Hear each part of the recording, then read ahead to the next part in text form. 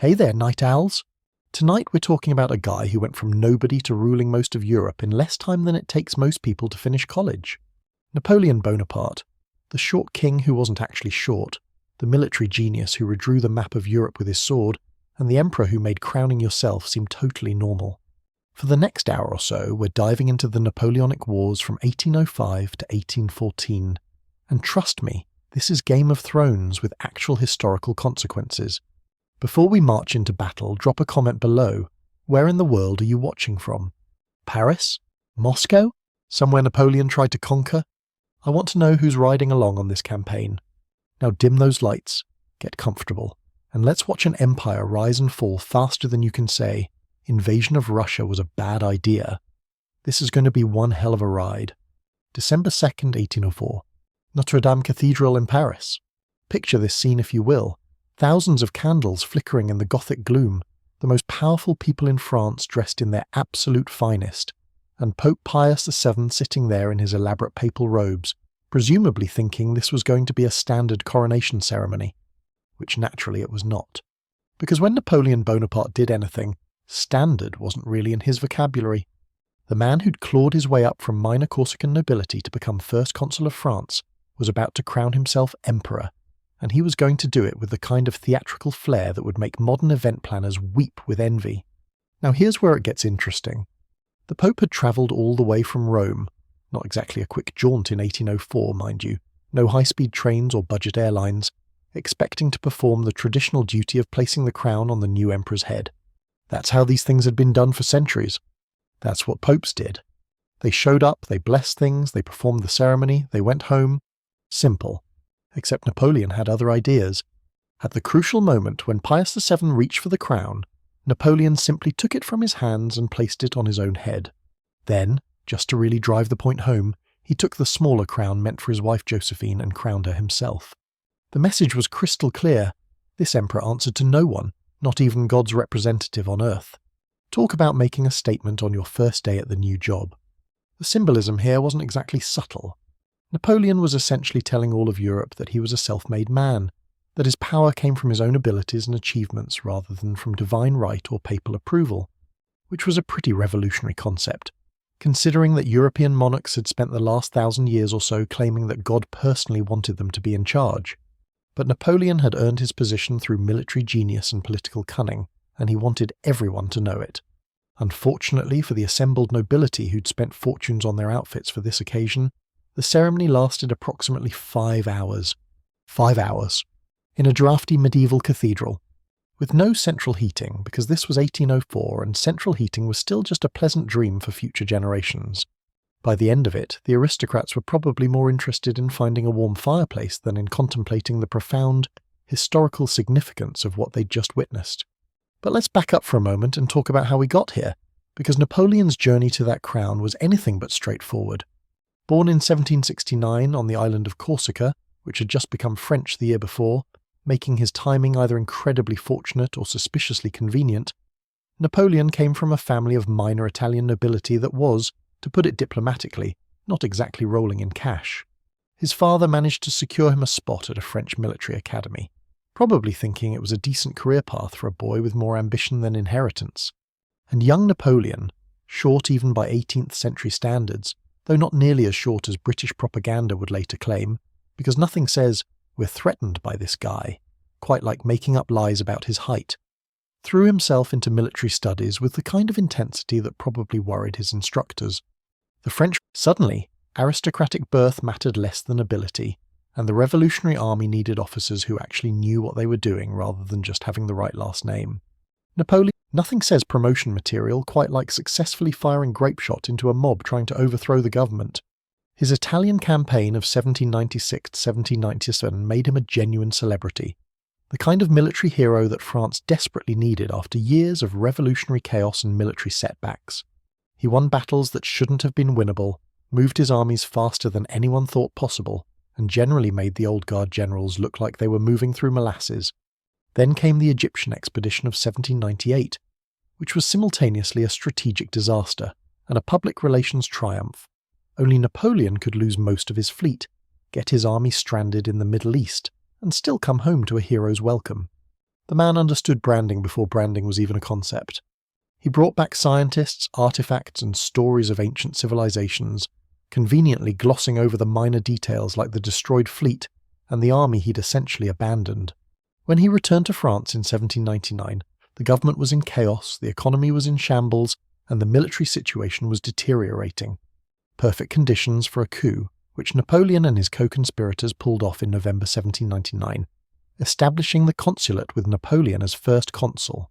By 1802, he'd manoeuvred himself into the position of first consul for life, which was basically emperor in all but name. The actual title was really just a formality at that point.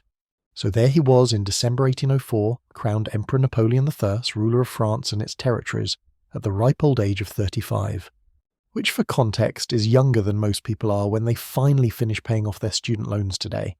He'd gone from provincial nobody to Emperor of France in just over a decade, and he'd done it through a combination of military brilliance, political cunning, shameless self-promotion, and being in exactly the right places at exactly the right times. Now he just had to figure out what to do with all that power. Fortunately for him, and unfortunately for pretty much everyone else in Europe, he had plenty of ideas. The problem was Britain. It was always Britain. While Napoleon had been consolidating power in France, Britain had been across the Channel doing what Britain did best, making money, building ships, and being generally difficult to invade due to that inconvenient body of water that separated them from continental Europe. They'd been at war with France on and off since 1793, and they weren't particularly interested in making peace with this upstart emperor who'd crowned himself. The British were traditional monarchists who viewed Napoleon as a jumped-up Corsican upstart who'd stolen a throne, which was rich coming from a country whose own monarchs had gotten their position through various combinations of conquest, murder, and strategic marriage alliances. But consistency has never been a requirement for international relations. Napoleon, for his part, understood that Britain was the linchpin of any coalition against France. As long as Britain remained in the fight, providing money and naval support to continental powers, France would keep facing new coalitions. So Napoleon came up with a plan that was either brilliant or completely insane, depending on how you looked at it. He would invade Britain. Not through some clever diplomatic maneuver or economic pressure, but through an actual, honest-to-God, D-Day-style amphibious invasion. He began assembling what he called the Army of England at camps along the French coast, particularly around Boulogne. At its peak, this force numbered something like 200,000 men, all training for the day they'd cross the Channel and plant the tricolour on British soil. There was just one tiny problem with this plan. Well, actually, the British had spent centuries building up the most powerful navy on the planet, and they had absolutely no intention of letting a bunch of French soldiers paddle across the Channel on invasion barges. The English Channel, that narrow strip of water that had protected Britain from continental invasion for centuries, might as well have been an ocean when the Royal Navy was on patrol. Napoleon needed his own fleet to secure the Channel long enough to get his army across, but the French Navy, while respectable, was not in the same league as the British. This wasn't a matter of courage or skill. French sailors were perfectly brave and competent, but the British had more ships, more experienced crews, and centuries of naval tradition that emphasized aggressive action and individual initiative. Napoleon's plan to deal with this involved getting the combined French and Spanish fleets, Spain being France's ally at this point, though probably regretting that decision, to lure the British Navy away from the Channel, then double back and secure the crossing. It was the kind of plan that looks great on paper, assuming everyone does exactly what they're supposed to do, and the enemy cooperates by being stupid. In reality, naval warfare doesn't work like that, and British Admiral Horatio Nelson wasn't exactly known for doing what his enemies wanted him to do. The whole scheme culminated in the Battle of Trafalgar on October 21, 1805, where Nelson destroyed the Franco-Spanish fleet, secured British naval supremacy for the next century, and died in the process, because apparently one dramatic moment per battle wasn't enough for the man. But we're getting ahead of ourselves. Before Trafalgar, while Napoleon was still dreaming of parading through London, and presumably looking forward to finally being able to serve the British some constructive criticism about their cuisine in person, events on the continent were moving in a direction that would change all his plans. Because Britain, being both wealthy and stubborn, had been busy doing what wealthy, stubborn nations do, throwing money at the problem. And in 1805, British gold and British diplomacy succeeded in assembling the Third Coalition against France. Now you might be wondering what happened to the First and Second Coalitions, and the answer is that Napoleon had already beaten them. The first coalition, formed in 1792 in response to the French Revolution, had gradually fallen apart by 1797, partly due to French military success and partly due to good old-fashioned European disunity. The second coalition, assembled in 1798, had lasted until 1802, when everyone involved got tired and agreed to take a break. But Britain never really gave up because Britain was annoying like that, at least from Napoleon's perspective. And by 1805 they'd convinced Austria and Russia to join them in another attempt to put France back in what they considered its proper place. Austria had multiple reasons to be angry at France. Napoleon had beaten them twice already, had taken control of Italy, which Austria considered the part of its sphere of influence, and had generally been rearranging Central Europe without asking Vienna's permission. For a proud imperial power that had been one of the dominant forces in Europe for centuries, this was unacceptable. Russia, for its part, was concerned about French expansion toward Eastern Europe and was still smarting from earlier defeats. Tsar Alexander I, young and idealistic and convinced he was destined for greatness, saw himself as the saviour of Europe from French tyranny, which was somewhat ironic considering that Russian serfs lived under conditions that made French peasants look positively liberated. But emperors have never been known for self-awareness. The formation of the Third Coalition in 1805 meant that Napoleon had to make a choice. He could continue preparing for the invasion of Britain, hoping that somehow his fleet would secure the Channel, despite all evidence suggesting this was unlikely, or he could deal with the immediate threat of Austrian and Russian armies marching toward France. In August 1805 he made his decision. The Army of England would become the Grande Armée, the Grand Army, and instead of crossing the Channel, it would march east to destroy Austria before the Russians could arrive in force to support them. This was typical Napoleon. When faced with two enemies, he wouldn't try to defend against both or negotiate with one. He'd attack the nearest one with overwhelming force and destroy them before they could coordinate with their allies. What followed was arguably Napoleon's most brilliant campaign, a masterpiece of operational warfare that military historians still study today. But before we get into the campaign itself, we need to talk about what made the Grande Armée so effective, because this wasn't just about Napoleon's genius, though he had plenty of that. It was about fundamental changes in how the French organised and employed their military forces. The revolutionary and Napoleonic armies operated differently from their opponents in several key ways. First, there was the corps system. Previous armies had generally operated as a single massive formation under the direct control of the commanding general. If you wanted to move the army, you moved the whole thing together. If you wanted to fight a battle, you concentrated your entire force and hoped you'd picked a good spot. The problem with this approach was that it was slow, inflexible, and required the army to stay relatively concentrated for supply purposes. Napoleon's corps system divided the Grande Armée into independent, self-sufficient units of around 20,000 to 30,000 men, each with its own infantry, cavalry, and artillery. Each corps was commanded by a marshal or senior general who had the authority to make decisions without constantly checking with Napoleon. This meant the French could march on multiple roads simultaneously, which was faster and put less strain on local supplies, since you weren't trying to feed 200,000 men from the same region at the same time. It also meant that if one corps encountered the enemy, it could fight a delaying action while the other corps converged on the battle.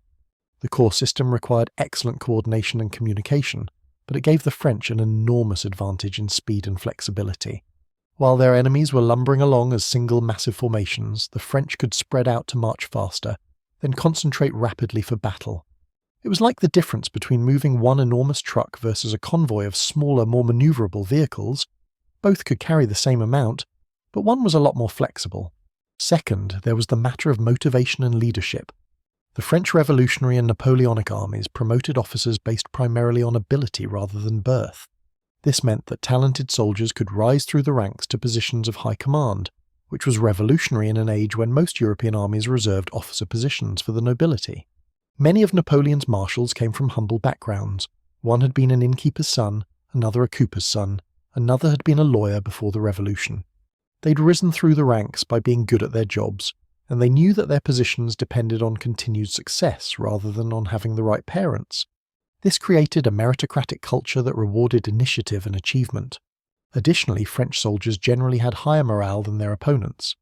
They were citizens of the Republic, or subjects of the Empire after 1804, but the revolutionary spirit still lingered, fighting for France rather than pressed men or mercenaries fighting for a distant king.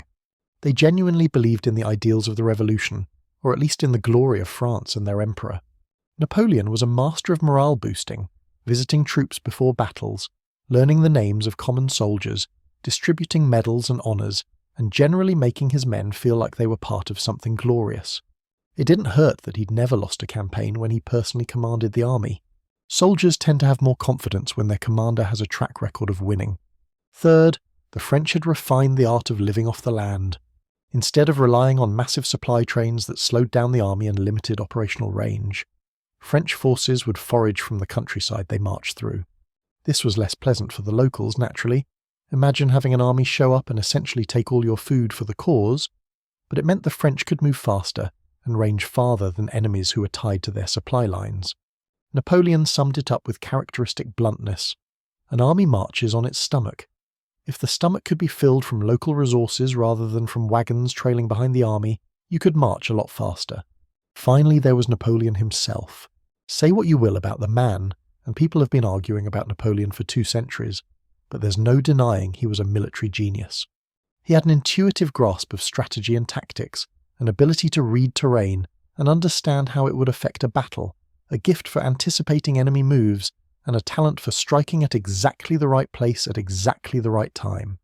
He could process information quickly, make decisions rapidly, and communicate his intentions clearly. He trained his subordinates to think like he did, to understand his methods and intentions so they could act independently when necessary. And he had what military theorists call coup d'œil, the ability to see at a glance the critical factors in a military situation. Some people are naturally good at chess, seeing several moves ahead and understanding the position intuitively. Napoleon had that gift, except with armies. So in August 1805, Napoleon turned this formidable military instrument away from the Channel and aimed it at Austria. The Grande Armée, roughly 200,000 strong and organised into 7 corps plus the Imperial Guard, began marching east from its camps along the French coast. The speed of this movement caught everyone by surprise. One moment Napoleon was preparing to invade Britain. The next moment his army was crossing the Rhine and heading into southern Germany. The Austrian command, still operating with the ponderous certainty of an 18th century army, suddenly found themselves dealing with a 19th century force that moved faster than they thought possible. The Austrian plan, such as it was, involved 2 main armies, General Karl Mack von Leiberich, and yes, we're going to be seeing a lot of generals with impressive titles and multiple names, because that's just how European aristocracy worked, commanded about 70,000 men in southern Germany around the fortress city of Ulm on the Danube River. The idea was for Mack to hold a strong defensive position while waiting for the Russians to arrive. It was a reasonable plan, assuming Napoleon stayed where he was, and everyone moved at the leisurely pace that European armies traditionally employed. Unfortunately, the French corps wheeled through southern Germany in a massive sweeping movement, crossing the Danube at multiple points and moving to get behind the Austrian army at Ulm. Mack suddenly realised, much too late, that instead of the French being somewhere in front of him heading toward him, they were actually behind him, cutting off his line of retreat to Vienna. This is what military historians call a very bad position to be in. Mack's army was effectively surrounded before it had fired more than a few shots. Now, in Mack's defence, what Napoleon had just pulled off was genuinely unprecedented. Moving an army of 200,000 men hundreds of miles, keeping the corps coordinated, crossing a major river at multiple points, and completing an encirclement of this scale. Nobody had done anything like this before. It was as if someone had suddenly started playing speed chess in a game where everyone else thought they were playing correspondence chess with weeks between moves. The traditional rules of 18th century warfare said this wasn't possible. Armies couldn't move that fast. You couldn't keep that many men supplied on the march. The coordination alone should have been impossible. But Napoleon had just rewritten the rules, and Mack found himself in an impossible situation. His army was trapped in Ulm, surrounded by French forces that outnumbered him nearly 3-1. Breaking out would mean fighting through multiple French corps, and Mack knew his army wasn't up to that task. He tried to negotiate, hoping to buy time for the Russians to arrive and rescue him, but Napoleon wasn't interested in waiting. The French tightened the noose around Ulm, and on October 20th, 1805, Mack surrendered. Without a major battle, without even a proper siege. He just surrendered, handing over nearly 60,000 men, the vast majority of his army, along with their weapons, their supplies, and their dignity. This was stunning. Entire armies didn't just surrender without fighting. It wasn't done. But Mack had looked at his situation, surrounded, outnumbered, with no hope of relief, and decided that sacrificing his men in a hopeless fight wasn't going to accomplish anything except getting them killed. From a purely practical standpoint, he was probably right. From a military prestige standpoint, this was catastrophic for Austria. One of their main armies had essentially evaporated without firing more than a few shots in anger. The Third Coalition was off to a terrible start. But the campaign wasn't over. There was still a Russian army under the command of General Mikhail Kutuzov.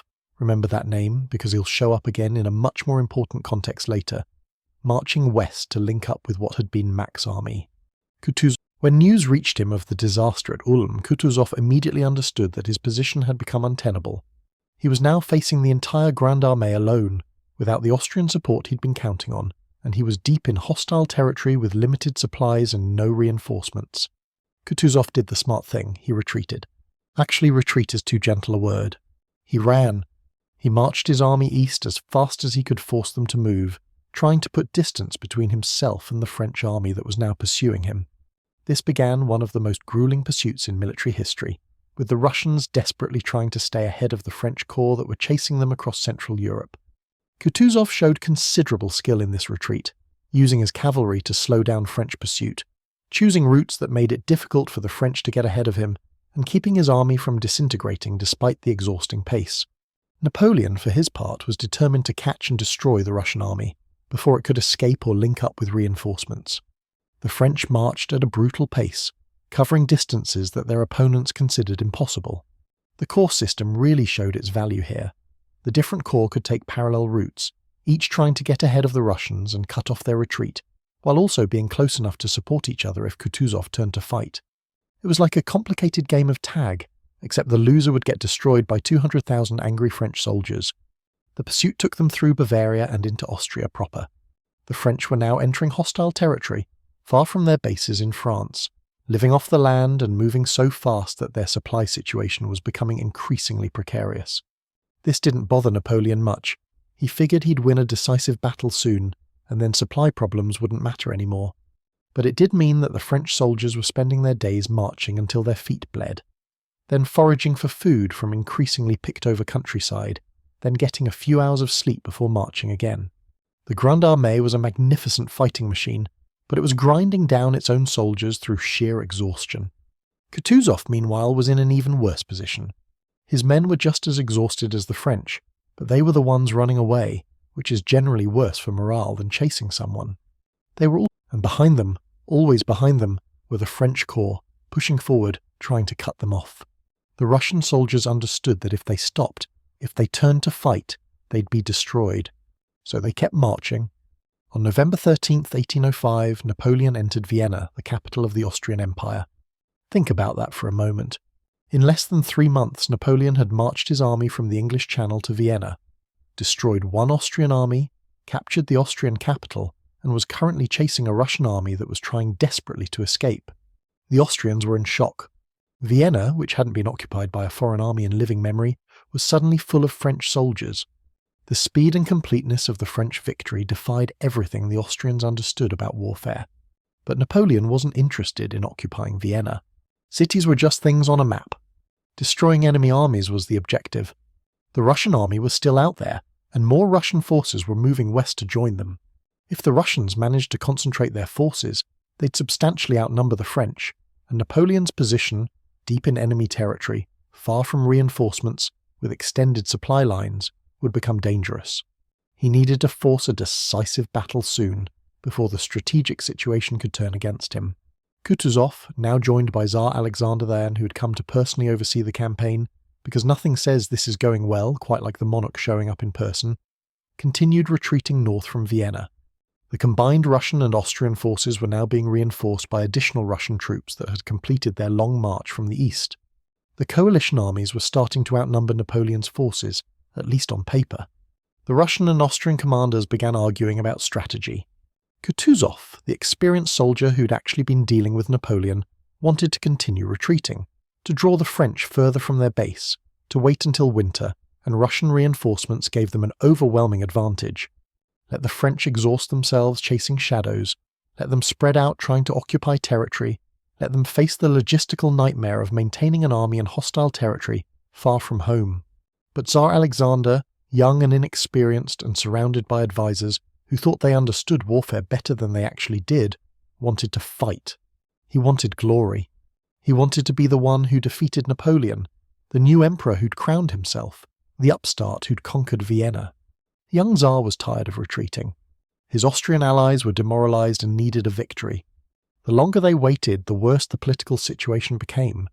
And besides, the coalition forces now outnumbered the French, at least the French forces they could see. Surely with numerical superiority they could defeat Napoleon. This was exactly the position Napoleon had been maneuvering them into. He wanted them to attack him. He wanted them to think they had an advantage.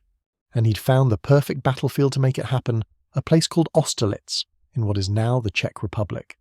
On December, the Battle of the Three Emperors, where Napoleon would face both the Austrian Emperor Francis II and Russian Tsar Alexander I on the field, would demonstrate exactly why everyone feared this Corsican artillery officer who'd made himself Emperor of France. But we'll get to that battle in the next part of our story. For now, let's appreciate what Napoleon had accomplished in less than 4 months. He'd marched his army from the Atlantic coast to Central Europe. He'd captured an entire Austrian army without a major battle. He'd occupied the Austrian capital. He'd pursued a Russian army across hundreds of miles of hostile territory. He'd accomplished all this while maintaining his army as an effective fighting force, keeping his corps coordinated, and managing the logistics of keeping 200,000 men fed and supplied deep in enemy territory. The man's enemies were learning a painful lesson. Napoleon Bonaparte didn't just play the game of war better than they did. He was playing a completely different game, and they'd only just realized that the old rules no longer applied. The 1805 campaign leading up to Austerlitz demonstrated something crucial about the Napoleonic way of war. It wasn't just about being brave in battle or having the latest weapons, though the French were certainly brave, and their artillery and tactics were excellent. It was about tempo.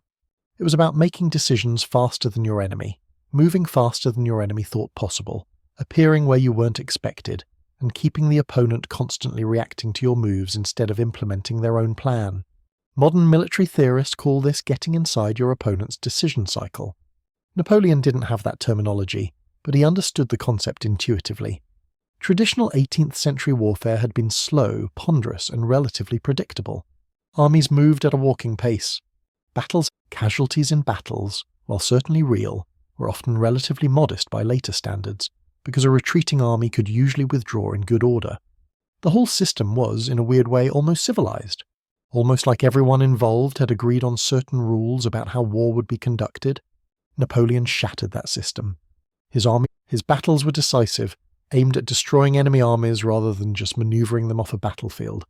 His campaigns were designed to strike before the enemy could fully prepare, to win before their allies could coordinate, to keep them constantly off balance and reacting. It was the military equivalent of a paradigm shift, and the traditional powers of Europe were discovering that all their experience and all their established wisdom about warfare was suddenly obsolete. The Austrians, in particular, were having a very bad year. Their army had been organized and trained according to principles that had worked for decades. Their officers were drawn from the nobility and educated in tactics that had proven successful in previous wars. Their soldiers were brave and disciplined. None of which mattered when they were facing an army that moved twice as fast, concentrated forces more quickly, and was led by someone who seemed to be operating with a completely different understanding of what was possible on a battlefield. The Russians were in a similar position, except they had the additional problem of distance. Russia was enormous. Even by modern standards, with highways and railroads, it's enormous. But in 1805 it was practically a different planet. Getting armies from Russia to Central Europe took months. Supplying those armies once they arrived was a logistical nightmare. And coordinating strategy between the Russian High Command in St. Petersburg and their armies in the field involved messages that took weeks to arrive. Fighting a mobile campaign against Napoleon with those kinds of constraints was like trying to have a conversation with someone via letters that took a month to deliver. By the time you got their response, the situation had completely changed. Still, the coalition wasn't defeated yet. They had more men, more resources, and more allies. Napoleon had won brilliant victories, but he was still just one man leading one army, far from home, in the territory of his enemies. If they could, and with numerical superiority and the combined forces of the Russian and Austrian empires, surely they could manage that. This optimism would prove to be somewhat misplaced. But that's a story for the Battle of Austerlitz, and that deserves its own detailed telling. For now, as winter began to settle over Central Europe in late 1805, 3 emperors were converging on a small Moravian town that most Europeans had never heard of. Napoleon had set his trap. Alexander and Francis were walking into it. And in a few days, the entire balance of power in Europe would shift on a single battlefield. The stage was set for what would become known as Napoleon's masterpiece, the battle that would be taught in military academies for the next 2 centuries as an example of operational perfection. The Grande Armée was tired, far from home and outnumbered. The coalition armies were eager for battle, confident in their numbers, and certain that this upstart emperor was about to learn a harsh lesson about fighting the combined might of Europe's traditional powers.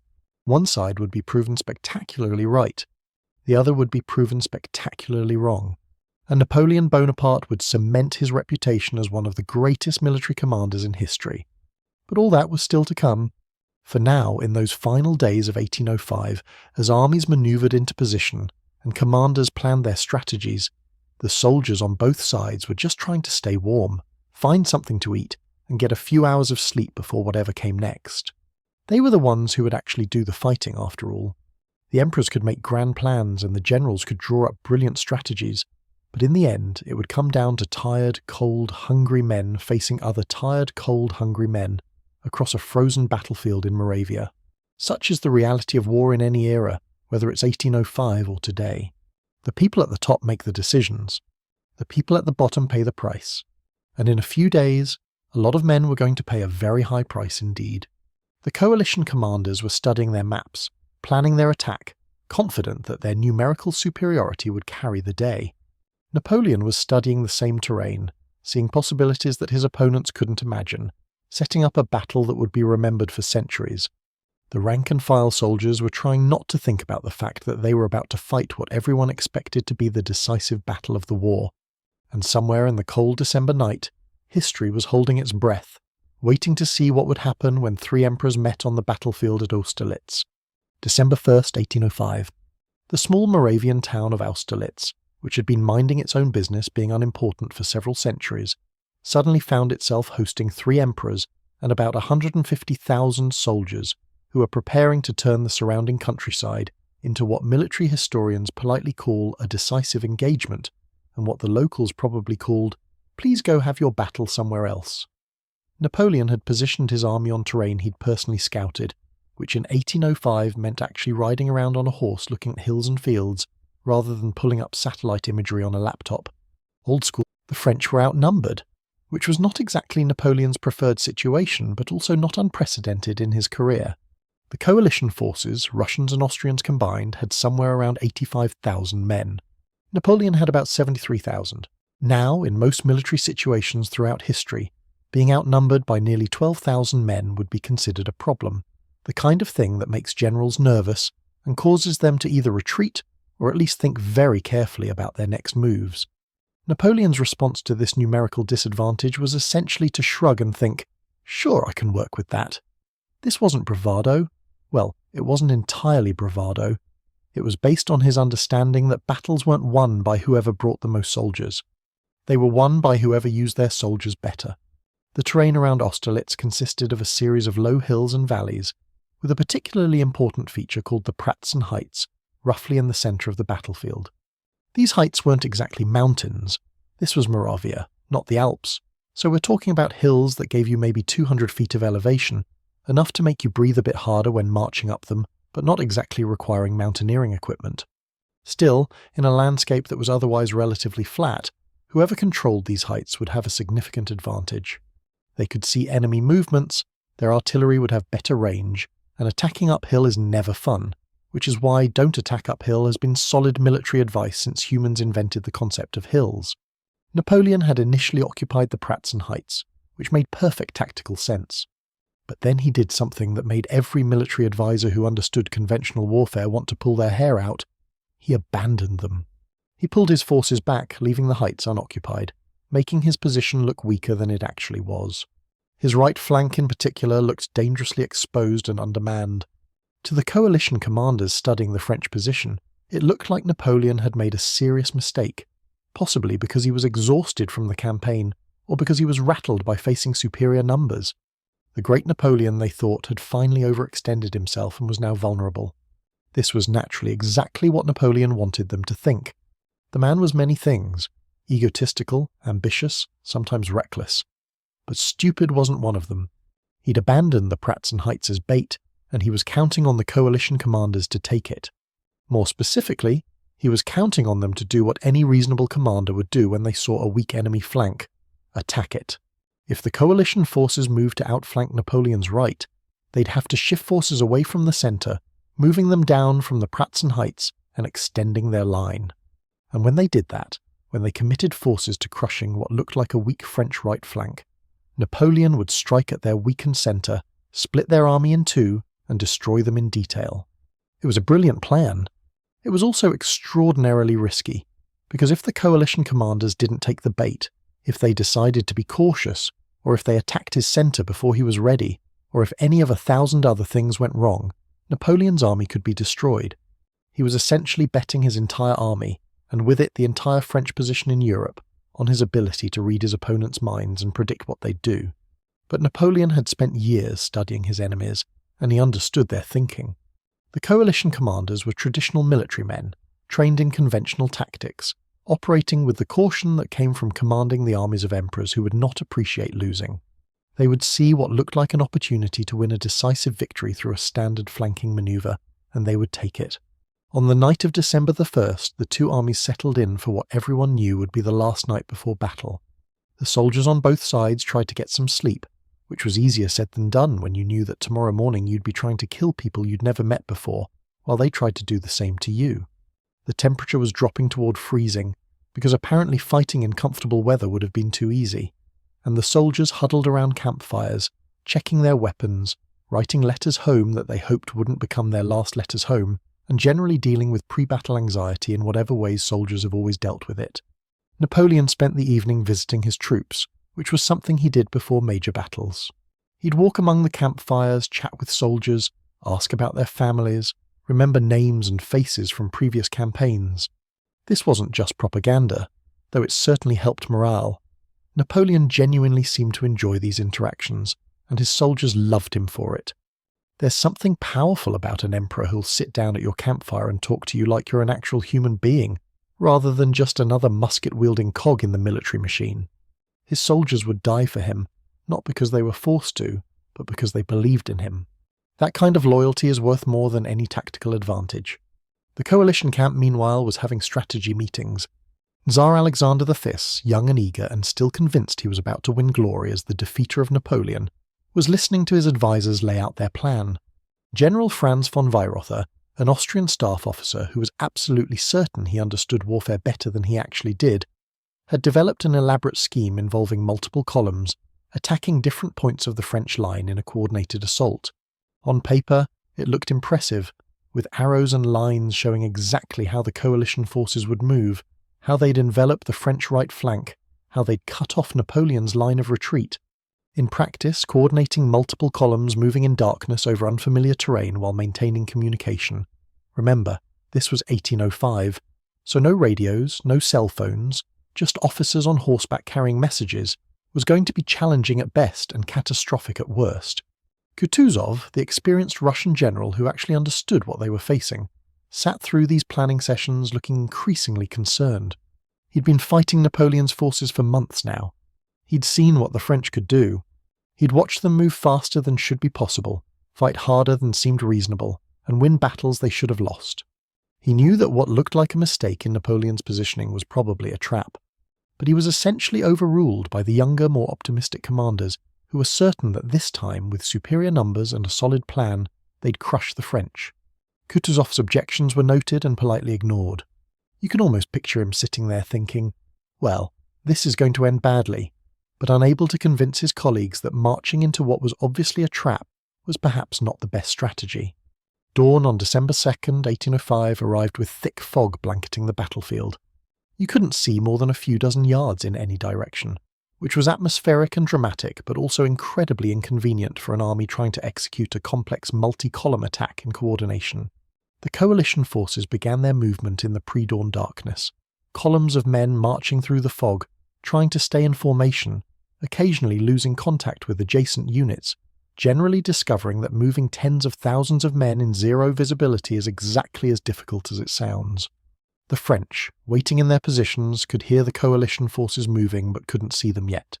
Napoleon and his marshals listened to the sounds of marching boots and rumbling cannons and knew their trap was working. The coalition's plan called for their main force to move against Napoleon's right flank, which they still thought was weak and vulnerable. To do this, they had to descend from the Pratzen Heights and extend their line southward.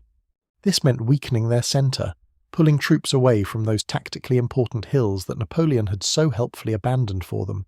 General Mikhail Kutuzov was leading one of the columns, still probably thinking this was a terrible idea but following his orders because that's what generals do. The Russian and Austrian soldiers marching through the freezing fog had no idea they were walking into what would become one of the most famous traps in military history. As the morning progressed and more coalition forces committed to the attack on the French right, Napoleon watched and waited. Timing was everything. Strike too early, and the coalition forces could pull back and adjust.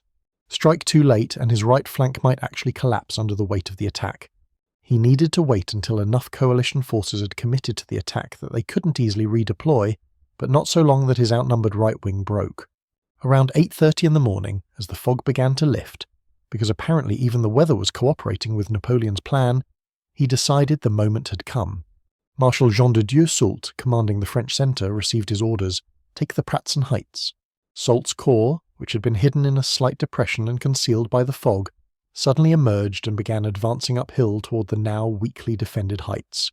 The coalition forces still remaining on the Pratzen Heights, significantly reduced in number because most of their comrades had marched off to attack the French right, suddenly found themselves facing a massive French assault. This was not part of their plan. This was, in fact, the exact opposite of what was supposed to be happening. The fighting for the Pratzen Heights was intense. This wasn't the kind of elegant warfare you see in movies, with neat lines of soldiers exchanging volleys. This was desperate. Close-quarters combat on a hillside, with men fighting with muskets, bayonets, swords, fists, and anything else they could use. The coalition forces on the heights fought hard. These were professional soldiers, and they understood that losing the heights would probably mean losing the battle. But they were outnumbered and outmaneuvered. The French came up the slopes in overwhelming force, accepting casualties but pressing forward with the kind of determined aggression that the Grande Armée was famous for. By around 10 in the morning, the French had taken the Pratzen Heights. Napoleon himself rode up to the summit to observe the battlefield because apparently watching from a safe distance wasn't dramatic enough for him. From the heights, he could see the entire battlefield laid out below. To his right, his outnumbered wing was fighting desperately against superior coalition forces, holding on through sheer determination and good defensive positioning. To his left, French forces were engaging other coalition columns. But most importantly, he could see that the coalition army was now split in two, with their forces attacking his right cut off from their centre and reserves by the French occupation of the heights. This is what military theorists call a decisive moment. The coalition army's situation had gone from "we're winning a battle of manoeuvre" to "we're in serious trouble" in the space of about 2 hours. Now they had forces committed to an attack that was no longer supported by the centre of their line. They had lost the key terrain, and they had a French army sitting on that terrain preparing to destroy them in detail. The coalition commanders tried to react. Reinforcements were rushed toward the Pratzen Heights in an attempt to retake them. But moving reserves forward meant pulling them from other parts of the line, which created new weaknesses. And the French, with Napoleon coordinating from the heights, and his marshals executing his orders with practiced efficiency, were able to respond faster than the coalition could adjust. This is what happens when one army is operating inside the other's decision cycle. By the time the coalition commanders recognized a problem and issued orders to deal with it, the situation had already changed again. The heaviest fighting of the day occurred in the centre, as coalition forces tried desperately to retake the Pratzen Heights. Multiple assaults went up the slopes, Russian and Austrian soldiers advancing under artillery fire, taking casualties, reaching the summit only to be thrown back by French counterattacks. The French were fighting with the confidence of soldiers who knew their emperor had predicted exactly how this battle would unfold, and so far everything was going according to his plan. The coalition forces were fighting with the growing realization that they'd been outmaneuvered, that what had looked like a French mistake had actually been a trap, and that they were now in a very bad position. Meanwhile, yes, they outnumbered the French defenders significantly, but those French defenders were fighting from prepared positions, had artillery support, and were led by capable officers who understood that they needed to hold long enough for Napoleon's plan to work. The fighting here was desperate and bloody, with the coalition forces pressing forward and the French giving ground slowly, contesting every yard, making the coalition pay for every advance. Around midday, Napoleon decided it was time to finish this.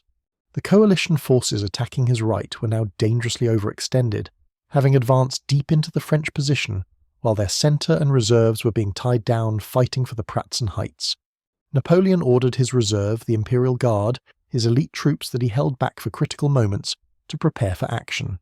He also ordered forces from the Pratzen Heights to wheel southward and attack the flank of the coalition forces that were still trying to crush his right wing. What followed was the kind of coordinated hammer and anvil attack that textbooks describe in theory, but rarely happens so perfectly in practice. The French forces on the right, who had been defending desperately for hours, suddenly had support as fresh French troops attacked into the flank of the coalition forces pressing them. At the same time, French cavalry swept around to cut off retreat routes. The coalition soldiers who had spent the morning attacking what they thought was a vulnerable French position suddenly found themselves surrounded on three sides, with the only escape route leading across frozen ponds to their south. This is where the battle turned from defeat into disaster for the coalition.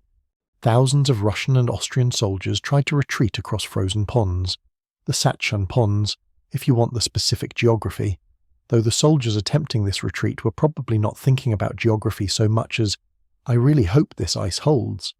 The French artillery positioned on the heights opened fire on the retreating troops and the ice they were crossing. Cannonballs smashing into ice tend to break that ice, and broken ice in December in Moravia is not survivable. Hundreds of men went through the ice into the freezing water below. Some sources claim thousands, though the actual number is debated by historians. Either way, it was a horrific way to die, drowning in freezing water while weighed down by equipment, watching your comrades suffer the same fate, all because your commanders had walked into Napoleon's trap. By mid-afternoon, the battle was effectively over. The coalition forces were in full retreat, their army shattered, their careful plan revealed as wishful thinking against an opponent who operated on a different level. Napoleon had achieved what's called a decisive victory, the kind where you don't just win the battle but effectively destroy the enemy's ability to continue the campaign. The casualty figures tell the story. The coalition forces lost somewhere around 36,000 men killed, wounded or captured. The French lost about 9,000. Those are staggering numbers, representing one of the most lopsided victories in Napoleonic warfare. Tsar Alexander the Finn, who had started the day expecting to be the hero who defeated Napoleon, ended it fleeing the battlefield in tears. The young Tsar had just received a brutal education in the difference between theoretical warfare studied in palaces and actual warfare conducted by a genius who'd spent his entire adult life perfecting the art of destroying armies. Emperor Francis II of Austria, equally shocked by the disaster, was already thinking about peace terms. And Napoleon, standing on the Pratzen Heights as the sun began to set on December 2nd, 1805, exactly 1 year after his coronation, had just fought what many historians consider the most perfect battle in military history. Austerlitz demonstrated everything that made Napoleon's way of war so effective. The operational manoeuvre before the battle, positioning his army where he wanted it and making his enemies come to him. The use of terrain, understanding how the Pratzen Heights dominated the battlefield and using that to his advantage. The timing, waiting for exactly the right moment to strike. The coordination, keeping his corps working together and responding to his orders despite the confusion of battle. And the decisiveness, not just winning but destroying the enemy army so thoroughly that they couldn't continue the campaign. But let's talk about what this battle actually meant for the soldiers involved, because there's a tendency when discussing grand strategy and brilliant tactics to forget that battles are fundamentally about thousands of individuals killing each other. The French soldiers who spent December 2nd fighting their way up the Pratzen Heights weren't thinking about Napoleon's strategic genius. They were thinking about not getting shot, about staying in formation, about helping their comrades, about the fact that musket balls and artillery shells don't care about strategic brilliance. The Russian soldiers who went through the ice on the Sachsen ponds didn't die for some abstract concept of coalition warfare. They died cold, terrified, and alone in freezing water, far from home, in a battle that never should have been fought the way it was. The aftermath of Austerlitz was almost as dramatic as the battle itself. Austria, the resulting Treaty of Pressburg, signed on December 26, 1805, was catastrophic for Austria. They lost significant territory, including their Italian possessions and lands in southern Germany. They had to pay a huge indemnity, because apparently losing the battle wasn't punishment enough. You also had to pay the winner for the privilege of having your army destroyed. And they had to recognise all the territorial changes Napoleon had made in Germany, essentially accepting French dominance in Central Europe. Russia, not having lost its capital and being protected by the vast distances between Central Europe and Moscow, could afford to be less accommodating. Tsar Alexander withdrew his forces east, promising himself that this defeat was temporary, that Russia would eventually avenge this humiliation. He was right. For now, though, Russia pulled out of the war, leaving Britain as the only remaining member of the Third Coalition still actively fighting France. Britain, safely protected by the English Channel and the Royal Navy, couldn't do much against France on land. The Battle of Trafalgar in October 1805 had secured British naval supremacy, ensuring that Napoleon would never invade the British Isles, but it also meant that Britain couldn't project significant land power onto the continent without allies. And after Austerlitz, none of the continental powers were eager to fight France anytime soon. Britain would continue the war through its navy, through economic pressure, and through subsidizing anyone willing to fight Napoleon. But for the moment, France was supreme on the continent. Napoleon's victory at Austerlitz gave him almost unquestioned dominance in Europe. He began reshaping the map according to his vision, creating client states, installing family members and loyal marshals as rulers of various territories, and generally treating Europe like a strategic chessboard where he got to move all the pieces.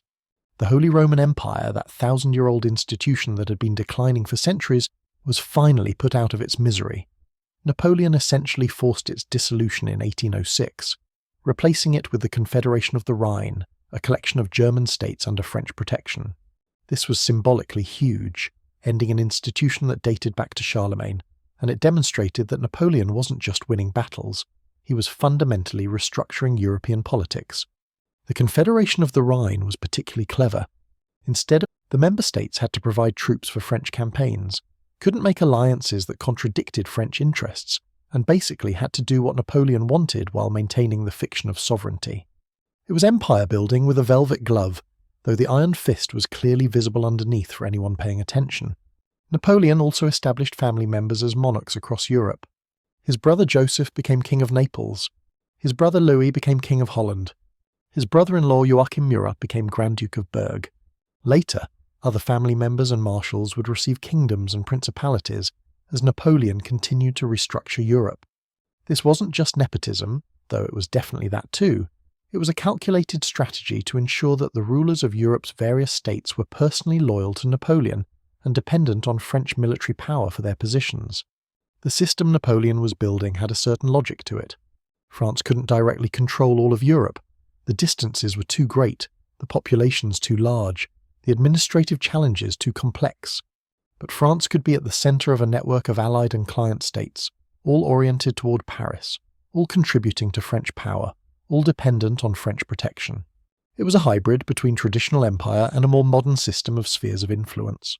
Whether it was sustainable in the long term was an open question, but in the immediate aftermath of Austerlitz, with French armies having just demonstrated their overwhelming superiority, most European states were willing to go along with Napoleon's vision rather than risk the fate that had befallen Austria. The continental system, which Napoleon began implementing more seriously after Austerlitz, was his answer to British naval supremacy. Since he couldn't invade Britain and couldn't defeat the Royal Navy at sea, he would strangle Britain economically by closing European ports to British trade. In theory, this would work because Britain's economy depended heavily on trade, and if Napoleon could control enough of Europe's coastline, he could cut Britain off from its continental markets and force them to make peace. In practice, the continental system was difficult to enforce, hurt European economies almost as much as it hurt Britain, and created enforcement problems that would eventually contribute to Napoleon's downfall. But that's getting ahead of the story. In 1806, fresh off his triumph at Austerlitz, the continental system seemed like a viable strategy for finally bringing Britain to heel. There's an interesting detail about the immediate aftermath of Austerlitz that reveals Napoleon's character. Napoleon reportedly told Francis, "I have made war on your majesty without personal animosity," which is a very polite way of saying, "Nothing personal. I just destroyed your army, occupied your capital, and forced you to accept humiliating peace terms. But I hope we can still be friends." Francis, who had just watched his carefully planned battle turn into a disaster and was now losing significant portions of his empire, probably didn't find this particularly comforting, but he accepted the peace terms because what else was he going to do? Napoleon also visited the battlefield after the fighting ended, which was standard practice for commanders at the time, but still grim work.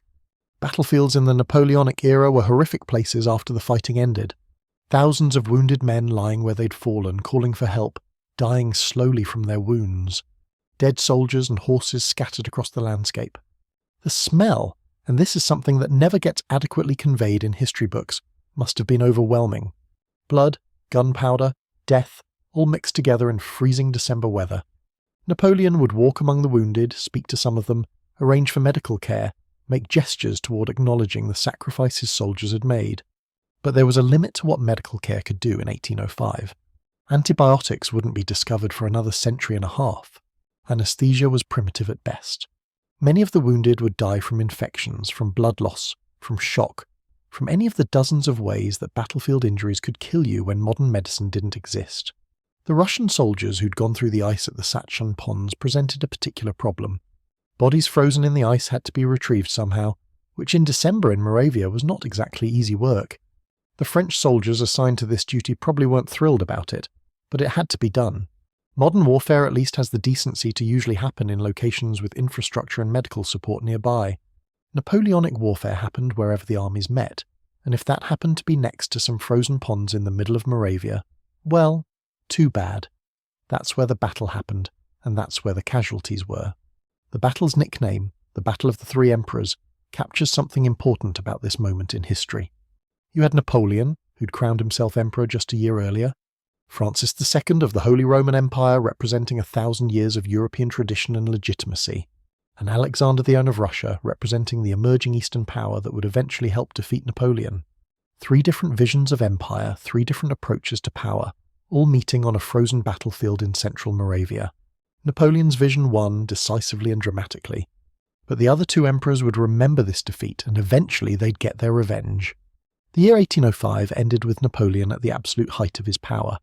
He'd destroyed 2 coalitions in a row, defeated Austria twice, forced Russia to retreat, and established French dominance across continental Europe. His Grande Armée had demonstrated that it was the finest military force on the planet, capable of marching faster, fighting harder, and winning more decisively than any army had in living memory. Napoleon himself had proven that he wasn't just a talented general who'd gotten lucky. He was a genuine military genius, capable of victories that would be studied for centuries.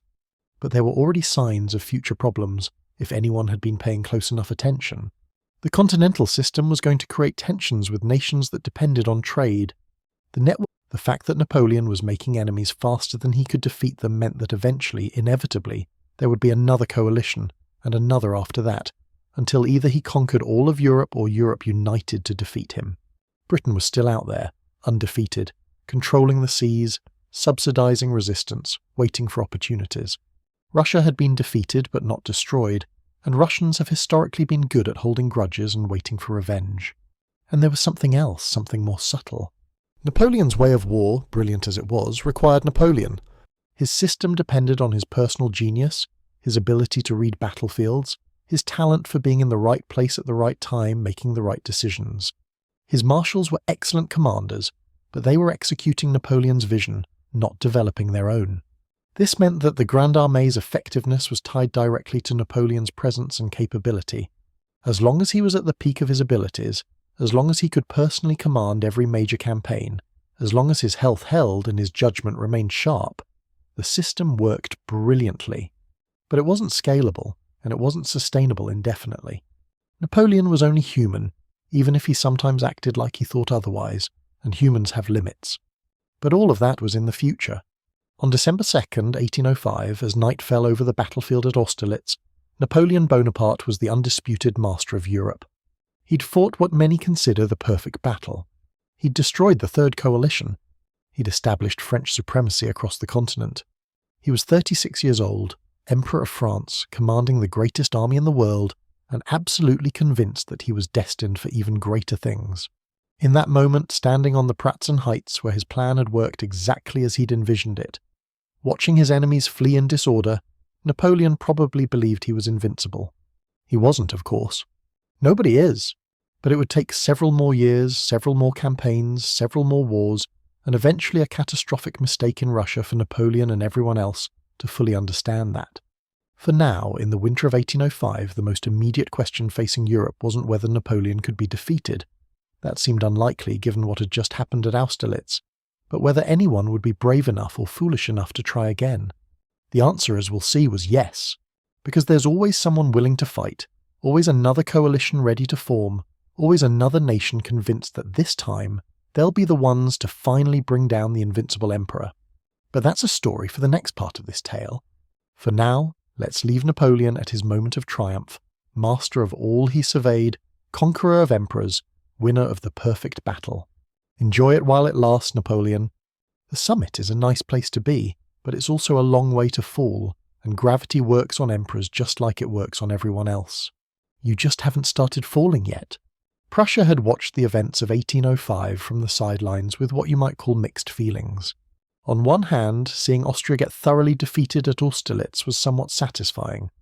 Prussia and Austria had been rivals for dominance in German affairs for decades, and watching your rival take a beating is always at least a little bit enjoyable. On the other hand, that same battle had demonstrated that Napoleon was not just lucky or opportunistic, but genuinely dangerous, capable of destroying the armies of major powers in single afternoon. This was concerning, to put it mildly, especially since Prussia shared a border with French-controlled territories, and Napoleon seemed to be in an empire-expanding mood. King Frederick William III of Prussia had managed to avoid joining the Third Coalition, which in retrospect looked like a smart decision given how that turned out. But neutrality with Napoleon was like trying to stay neutral in a hurricane. You might avoid the worst of the storm for a while, but eventually you're getting hit whether you like it or not. Napoleon's reorganization of Germany after Austerlitz, particularly the creation of the Confederation of the Rhine, directly threatened Prussian interests. For centuries, Prussia had been expanding its influence among the German states. Now Napoleon was casually redrawing the map of Germany without bothering to ask Prussia's opinion, which was the geopolitical equivalent of rearranging someone's furniture without asking while they're out of the room. The final straw came in 1806 when Napoleon offered to return Hanover to Britain as part of potential peace negotiations. This sounds boring and diplomatic until you understand that Napoleon had given Hanover to Prussia the previous year as a sort of thanks for staying neutral gift. Apparently, Napoleon's idea of gift-giving was, here's some territory I took from someone else. Please ignore the fact that I might take it back and give it to someone else entirely if it's convenient for me later.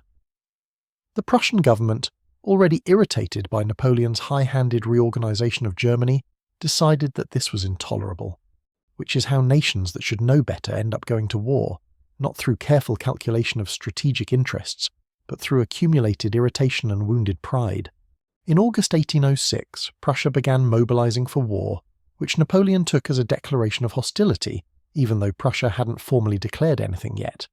The Prussian military establishment was confident, perhaps overly so, in their ability to defeat the French. After all, Prussia had the legacy of Frederick the Great, who'd made Prussia a major power through military brilliance in the mid-1700s. The Prussian army was considered one of the finest in Europe, with a reputation for discipline, organization and tactical excellence that dated back decades. What the Prussian High Command failed to appreciate was that they were essentially planning to fight the 7 Years' War again, using tactics and strategies that had worked brilliantly in the 1750s, but were now hopelessly outdated against Napoleon's way of warfare.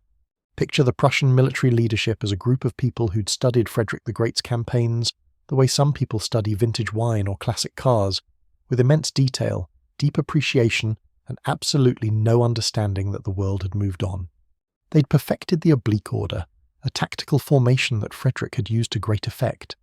They'd maintained the rigid discipline and complex drill that had made Prussian infantry famous. They'd kept the command structure that had worked in previous wars, all of which would have been great if they were fighting the Austrians in 1757. Against the Prussian plan was to strike quickly, before Napoleon could concentrate his forces, using their superior numbers in the initial stage of the campaign to overwhelm the French before Russian reinforcements arrived and made the victory even more decisive. It was a reasonable plan, assuming Napoleon cooperated by being slow to react and allowing the Prussians to catch him unprepared. Napoleon predictably did not cooperate. The Grande Armée in 1806 was arguably at its peak effectiveness.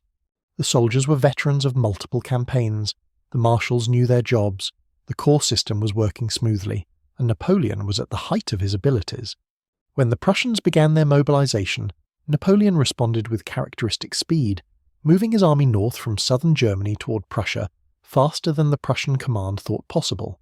The French advanced in what Napoleon called the bataillon carré, literally square battalion, but better understood as a flexible formation where the corps moved in a roughly square pattern, close enough to support each other, but spread out enough to cover a wide front and move quickly. This formation meant that no matter where the Prussian army was, at least one French corps would make contact with it relatively quickly, and the other corps could converge on the battle within a day or so. It was like having a net that would automatically tighten around wherever the enemy appeared. The Prussians, moving their army as a single concentrated mass the way Frederick the Great had done, were simply outmaneuvered before the fighting even started. By early October 1806, the French had advanced into Prussian territory, and the Prussian command was discovering that the fast-moving French corps system was extremely difficult to pin down and fight using traditional methods. October 14, 1806, turned into one of the most remarkable days in military history, though probably not in the way the Prussian command had hoped. Two major battles happened simultaneously, just a few miles apart, and the Prussians lost both of them decisively. This wasn't supposed to be possible. Losing one battle is unfortunate. Losing two battles on the same day is starting to look like a pattern. The twin battles of Jena and Austerlitz demonstrated everything that was wrong with the Prussian military system, and everything that was right with the French. At Jena, Napoleon personally commanded about 96,000 French troops against a Prussian force under Prince Friedrich Ludwig of Hohenlohe-Ingelfingen, because apparently, being a Prussian general required having a name that took up half a paragraph. The Prussian force was smaller, somewhere around 38,000 men, which already suggested this wasn't going to end well for them. Napoleon had scouted the terrain personally the night before, riding around in the dark looking at hills and valleys, because apparently sleeping before battles was for lesser commanders. He'd found a position on high ground from which his artillery could dominate the battlefield, and he'd positioned his forces to envelop the Prussian position from multiple directions. The Battle of Jena itself was almost anticlimactic in how one-sided it was.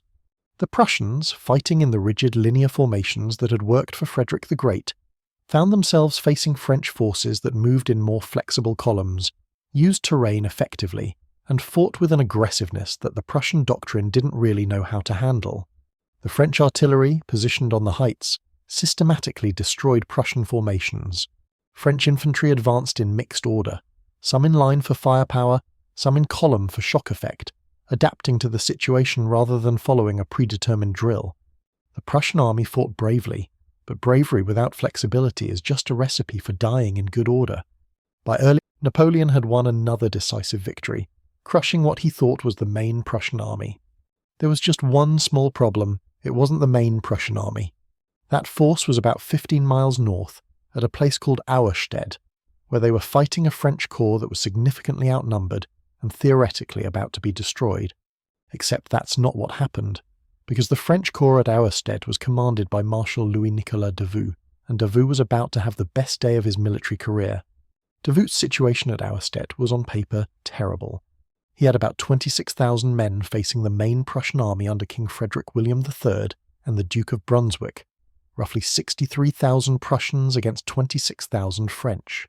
The Prussians outnumbered him more than 2 to 1, and these weren't raw recruits but the finest units of the Prussian army, commanded by experienced generals who'd studied warfare their entire lives. By all conventional military logic, Davout's corps should have been overwhelmed within a few hours. The fact that the exact opposite happened is a testament to both Davout's leadership and the superiority of French tactical doctrine. Davout had been marching north when he encountered the Prussian army in thick fog, because apparently every major battle in this era had to include atmospheric weather conditions that made visibility terrible. The Duke of Brunswick, commanding the Prussian forces, decided to attack the French immediately, probably thinking this was a small French detachment that could be quickly brushed aside. The resulting battle became a grinding, brutal fight that lasted all day, with the Prussians having superior numbers but the French having superior tactics, flexibility, and leadership.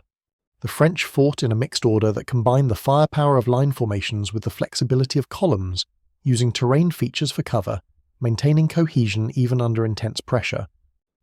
Every time the Prussians formed up for an attack in their perfect geometric formations, French artillery and musketry would tear into them. Every time the Prussians tried to outflank the French, Davout would shift his forces to meet the threat, using the flexibility of his corps system to respond faster than the Prussians could adjust. The Duke of Brunswick was mortally wounded early in the battle, shot in the face while leading his troops, because in 1806 commanders still led from the front, which was very heroic and very likely to get you killed. His death. Meanwhile, Davout remained in complete control of his corps, calmly issuing orders, shifting units, coordinating artillery support, doing all the things that good commanders do when their forces are outnumbered and under pressure. As the day wore on, the battle became increasingly desperate for both sides. The French were taking heavy casualties. You can't fight a force that outnumbers you 2-1 without taking losses. But they maintained their cohesion and fighting effectiveness. The Prussians, despite their numerical superiority, were becoming increasingly disorganized, their rigid tactical system proving unable to cope with the flexible French response. Individual Prussian units fought bravely, but the army as a whole was losing coordination, with units ending up in the wrong places at the wrong times, attacks being launched piecemeal instead of in coordination, and the command structure gradually falling apart. By late afternoon, the unthinkable was happening. The main Prussian army was being defeated by a French corps less than half its size. Prussian units began to break and retreat, first individually and then in larger groups, until the entire army was pulling back in disorder. Davout, showing remarkable restraint, didn't pursue aggressively. His corps had been fighting outnumbered all day and was exhausted. But the Prussians had lost. The finest army in Prussia, commanded by the king himself and the best generals in the Prussian military, had been beaten by a single French corps. The psychological impact of this defeat was even greater than the tactical implications. When Napoleon learned that Davout had defeated the main Prussian army while outnumbered, he initially didn't believe it. There's a probably apocryphal story that Napoleon's first response was something along the lines of, "Your marshal must be seeing double," assuming that Davout had mistaken a smaller force for the main army.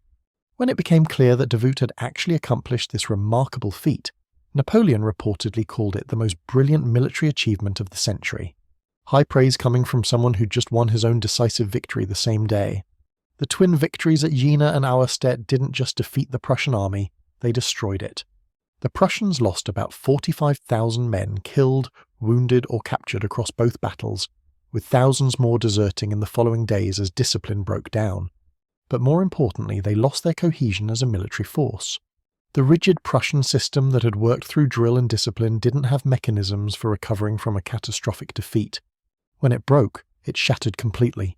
Over the following weeks, French forces pursued the remnants of the Prussian army across northern Germany, capturing fortresses, towns, and entire units that simply surrendered when French forces showed up. The speed of the Prussian collapse was stunning. Within a month of the twin battles, the French had occupied Berlin, the Prussian capital. Think about that. In less than 4 weeks, Prussia went from being a major military power to having its capital occupied by foreign troops. Fortresses that should have held out for months surrendered after token resistance. Units that should have retreated to defend the homeland simply gave up.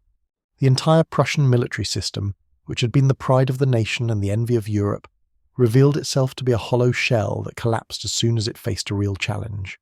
Napoleon entered Berlin on October 27, 1806, just 2 weeks after the battles. The Prussian capital, which hadn't been occupied by foreign forces in living memory, was suddenly hosting a victory parade of French troops while Napoleon took up residence in the royal palace.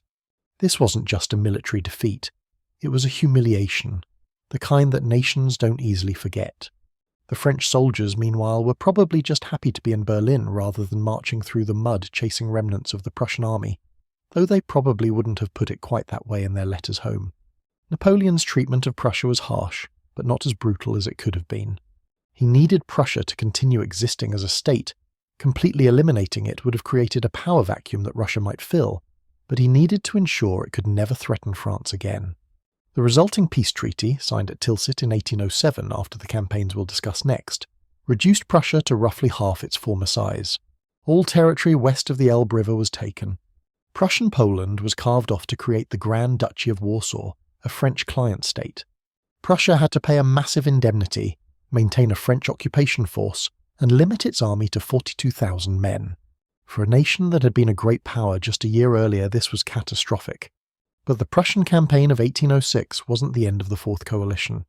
Russia was still in the war, and unlike Prussia, Russia had the resources and the strategic depth to continue fighting even after defeats. The Russian army had been marching west to support Prussia when the twin battles of Jena and Austerlitz happened. When news of the Prussian disaster reached them, the Russian commanders wisely decided that continuing to advance into a situation where they'd be facing the entire Grand Armée alone was not the best strategy. They fell back into Poland, the eastern portion of which was still under Russian control, and prepared for a winter campaign. Winter campaigns in Eastern Europe are, generally speaking, not fun. This is true in the modern era with heated vehicles and insulated clothing, and it was dramatically more true in 1806 when the height of cold weather protection was putting on more layers of wool and hoping for the best. The Grande Armée, having spent the fall pursuing Prussians across northern Germany, now had to continue operations as winter set in a region that was poor even by the standards of 1806, with supply lines stretching back hundreds of miles to France against an enemy that was retreating into its own territory, where it could be reinforced and resupplied more easily than the French could. The fighting in Poland during the winter of 1806 to 1807 was inconclusive and brutal. Both sides were learning that winter warfare in Eastern Europe is basically a test of who can endure more misery before giving up. The French were far from home, operating in a climate that was colder than most of them had ever experienced. Remember, a large portion of the Grande Armée was recruited from France and Italy, where winter means something very different than it does in Poland. The Russians were closer to their bases, more accustomed to the cold and fighting on terrain they understood. But both armies were suffering from the conditions, from the inadequate roads that turned into mud and then froze into ruts, from the shortage of supplies in a region that wasn't particularly prosperous to begin with, from the simple fact that keeping armies in the field during a Polish winter is inherently difficult. Several inconclusive battles occurred during this winter campaign, with neither side able to gain a decisive advantage. Napoleon was discovering that destroying armies in single brilliant battles worked great when those battles happened, but the Russians were proving frustratingly unwilling to give him the decisive engagement he wanted on terrain that favoured his tactics. They'd fight when they had to, then retreat when pressed, trading space for time, using the winter and the vast distances to wear down the French. It was a strategy that would become very familiar to Napoleon in the future, though he probably wasn't appreciating it much at the time. By early February 1807, both armies were approaching exhaustion. The French had been campaigning continuously since August, fighting first the Prussians and then the Russians, marching hundreds of miles, enduring a winter that none of them had been prepared for. The stage was set for a battle that neither side particularly wanted but both felt they needed. The Battle of Eylau, which would prove to be one of the bloodiest and most controversial engagements of the Napoleonic Wars. February 7th and 8th, 1807. The town of Eylau in East Prussia, which is now called Bagratiónovsk, and is in Russia because borders have changed slightly since 1807. The French army, about 45,000 men initially with reinforcements arriving during the battle, was facing a Russian army of roughly 67,000 men under the command of General Levin August von Bennigsen, yet another general with an impressively long name, this one German-born but serving Russia, because apparently high command in this era required either an impressive name or impressive facial hair, and preferably both. The battle started almost by accident when French forces pursuing Russian units stumbled into the main Russian army near Eylau. Napoleon, realizing that he'd found the major engagement he'd been seeking, decided to force a battle, even though his forces were still arriving and wouldn't be concentrated until the next day. But the Russians had been avoiding major engagements for months, and Napoleon was worried that if he didn't fight now, they'd slip away again, and he'd spend another few months chasing them around Poland in winter. So he decided to fight, even though the circumstances were far from ideal. The battle itself was horrific, and horrific is not a word used lightly when discussing Napoleonic warfare, where horrific was sort of the baseline. A blizzard swept across the battlefield, reducing visibility to almost nothing, making it nearly impossible for commanders to see what was happening or for units to coordinate their actions. Imagine trying to fight a battle when you can barely see 50 yards in any direction, when the snow is so thick that you can't tell friend from enemy until you're practically on top of them, when the cold is so intense that muskets are misfiring and men are freezing even as they fight. That was Eylau. It was less a battle and more a frozen nightmare that happened to involve tens of thousands of men trying to kill each other. The French centre came under massive Russian artillery bombardment early in the battle. The Russians had concentrated their guns, something like 400 cannons, and they opened fire on the French positions with the kind of barrage that represented the 1807 version of overwhelming firepower. Cannonballs ploughing through formations of men, grapeshot tearing into infantry columns, the sound of the bombardment audible for miles despite the muffling effect of the snow. The French infantry in the centre was being systematically destroyed, taking casualties at a rate that would have broken most armies. Marshal Pierre Augereau's corps, caught in the open during a Russian artillery bombardment, lost nearly half its strength in the space of an hour. Half, 7,000 men killed or wounded in 60 minutes of sustained artillery fire. Those kinds of casualties would be considered catastrophic in any era, but they're especially striking in an age when armies were much smaller than modern forces. Napoleon, watching his centre being torn apart and realising that his army might actually lose this battle, a thought he probably hadn't seriously entertained since the early days of his career, made a desperate decision. He ordered Marshal Joachim Murat, commanding the French cavalry reserve, to charge the Russian centre. This was not a small cavalry raid or a flanking manoeuvre.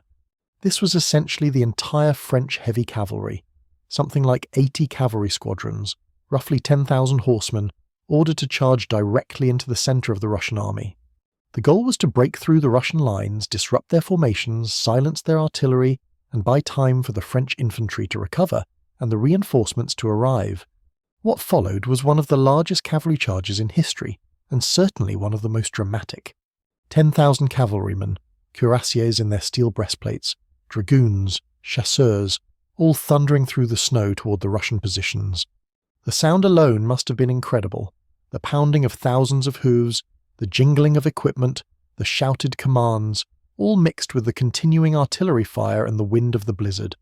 The French cavalry smashed into the Russian infantry lines, broke through, rode over Russian artillery positions, cutting down gunners, turning the Russian centre into chaos. For about 20 minutes, Murat's cavalry charge succeeded in doing exactly what it was supposed to do. It disrupted the Russian formations, silenced their artillery, and gave the French infantry time to reorganize. Russian soldiers found themselves fighting cavalry in conditions where infantry's traditional advantages of formation and firepower were negated by the weather and the chaos.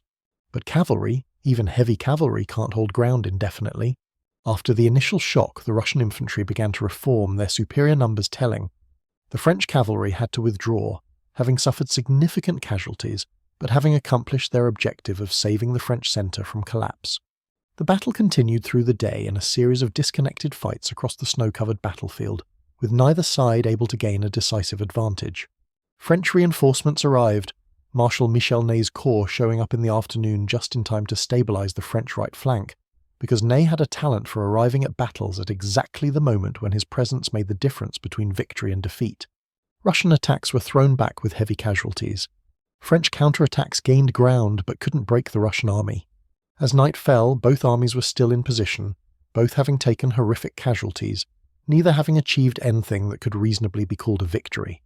The butcher's bill from Eylau was staggering. The French lost something like 25,000 men killed and wounded, roughly a third of their army. The Russians lost somewhere between 15,000 and 26,000, depending on which sources you believe, though the truth is that nobody really knew exact casualty figures in the chaos after the battle. What everyone could agree on was that Eylau had been the bloodiest single day of fighting in the Napoleonic Wars to that point. Napoleon, surveying the battlefield the next morning, reportedly said, "This is a massacre, and without a result." This was unusually honest for Napoleon, who generally preferred to emphasize his victories and downplay his setbacks. But Eylau was impossible to spin as a victory. Yes, the French held the battlefield, the Russians had retreated during the night, but holding a battlefield covered with your own dead soldiers isn't much of a triumph. The French army had been badly hurt, its veteran units depleted, its aura of invincibility cracked. The Russians had been hurt just as badly, but they could replace their losses more easily, and they'd proven that the French army could be fought to a standstill. The aftermath of Eylau marked a turning point in the Napoleonic Wars, though perhaps not one that was immediately obvious at the time. The Grande Armée had always suffered casualties in its battles. You can't fight decisive engagements without losing men, but those casualties had been acceptable because they came with dramatic victories that ended campaigns. Austerlitz had cost 9,000 men but had destroyed the Third Coalition. Jena Auerstedt had cost about 15,000, but had eliminated Prussia as a fighting power. Eylau had cost 25,000 and had accomplished essentially nothing. The arithmetic of Napoleonic warfare was starting to look less favourable. The veterans who'd marched from Boulogne in 1805, who'd fought at Austerlitz and Jena, were being ground down by continuous campaigning. The costs of continuous warfare were accumulating, not just in casualties, but in exhaustion, in wear and tear on equipment, in the slow degradation that happens to any organisation that's operating at maximum capacity for years without a break. The winter campaign in Poland continued after Eylau, with both sides licking their wounds and preparing for the spring campaign. Neither army was capable of decisive operations in the immediate aftermath of the battle. They'd hurt each other too badly for that. The French used the time to reorganise, to integrate replacements, to rebuild the units that had been shattered at Eylau. The Russians did the same, while also preparing for a spring offensive that they hoped would drive the French out of Poland. Both sides understood that Eylau had been a draw, and neither was satisfied with draws. The war would continue. For Napoleon personally, Eylau was a wake-up call, though whether he paid attention to that wake-up call is debatable. For the first time in his career, he'd fought a major battle and not achieved a clear victory. His tactics had been less than perfect, committing to battle before his forces were fully concentrated, allowing his centre to be caught in a disastrous artillery bombardment, having to resort to a desperate cavalry charge to save his army from defeat. These weren't the actions of a commander executing a brilliant plan. These were the actions of someone who'd made mistakes and had to scramble to recover. Napoleon's marshals had saved the day, Murat's cavalry charge, Ney's timely arrival. But the fact that the day needed saving was itself concerning. More broadly, Eylau demonstrated the limits of Napoleon's way of war. Decisive battles were great when you could force them on favourable terms, but against an enemy that was willing to retreat, that had strategic depth to trade space for time, that could absorb losses and keep fighting, the French system was less effective. You couldn't destroy an enemy that refused to be destroyed, that wouldn't give you the decisive engagement on terms that favoured your tactics. The Russians were learning this lesson. Don't fight Napoleon on his terms, don't let him concentrate superior force against your weak points, don't give him the battlefield victory he needs. It was a lesson that would serve Russia very well in 1812, but that was still 5 years in the future. In the spring of 1807, after the frozen hell of Eylau, Napoleon was preparing for another campaign, determined to force a decisive victory over Russia before the endless war of attrition in Eastern Europe ground down his army completely. The Russians were preparing to resist, now confident that the French could be fought and hurt, even if not yet defeated. And both armies were full of soldiers who'd survived Eylau and probably weren't particularly eager to go through something like that again, though their preferences weren't exactly being consulted by the emperors and generals making these decisions. The Battle of Eylau occupies a strange place in Napoleonic history. It's not as famous as Austerlitz or Waterloo, it didn't have the dramatic strategic consequences of Jena Auerstedt, and it's often overlooked in popular histories of the Napoleonic Wars in favour of more decisive engagements. But in many ways, Eylau was more important than more famous battles, because it revealed the future. It demonstrated the human cost of continuous campaigning. It proved that the Grande Armée, magnificent as it was, could be hurt, could be fought to exhaustion, could fail to achieve decisive results. All of these lessons would become increasingly relevant as the Napoleonic Wars continued, as Napoleon found himself fighting more enemies in more places with armies that were learning from his tactics and refusing to fight on his terms. For the soldiers who fought at Eylau, the battle was probably less about strategic implications and more about surviving one of the worst days of their lives in conditions that pushed human endurance to its limits. Fighting in a blizzard, watching comrades fall to artillery fire or cavalry charges or simple exhaustion, trying to stay alive while barely able to see through the snow, then spending the night on a frozen battlefield surrounded by the dead and dying. These are experiences that don't really fit into neat strategic narratives, but were the reality for tens of thousands of men on February 8, 1807. The fact that many of them kept fighting in subsequent battles, kept marching when ordered to march, kept doing their duty despite having survived something like Eylau, says something about human resilience, or maybe about what people will endure when they don't have any other choice. The winter campaign of 1806-1807 finally ended not with a dramatic battle, but with exhaustion on both sides. Neither the French nor the Russians had achieved their objectives. Prussia had been crushed, but Russia remained undefeated. The Grande Armée had won tactical victories but hadn't destroyed the Russian army, or forced Russia to make peace. Both empires were discovering that wars between major powers were expensive, destructive, and difficult to end decisively. But neither was ready to give up yet. One more campaign, both sides thought, one more battle, and we can end this war on favourable terms. That battle would come in June 1807 at Friedland, but that's a story we'll get to shortly. For now, as winter finally released its grip on Eastern Europe, and spring began to arrive in 1807, both armies prepared for what everyone hoped would be the final campaign of this war, though final is a relative term in the Napoleonic era, and hope has historically been a dangerous foundation for military planning.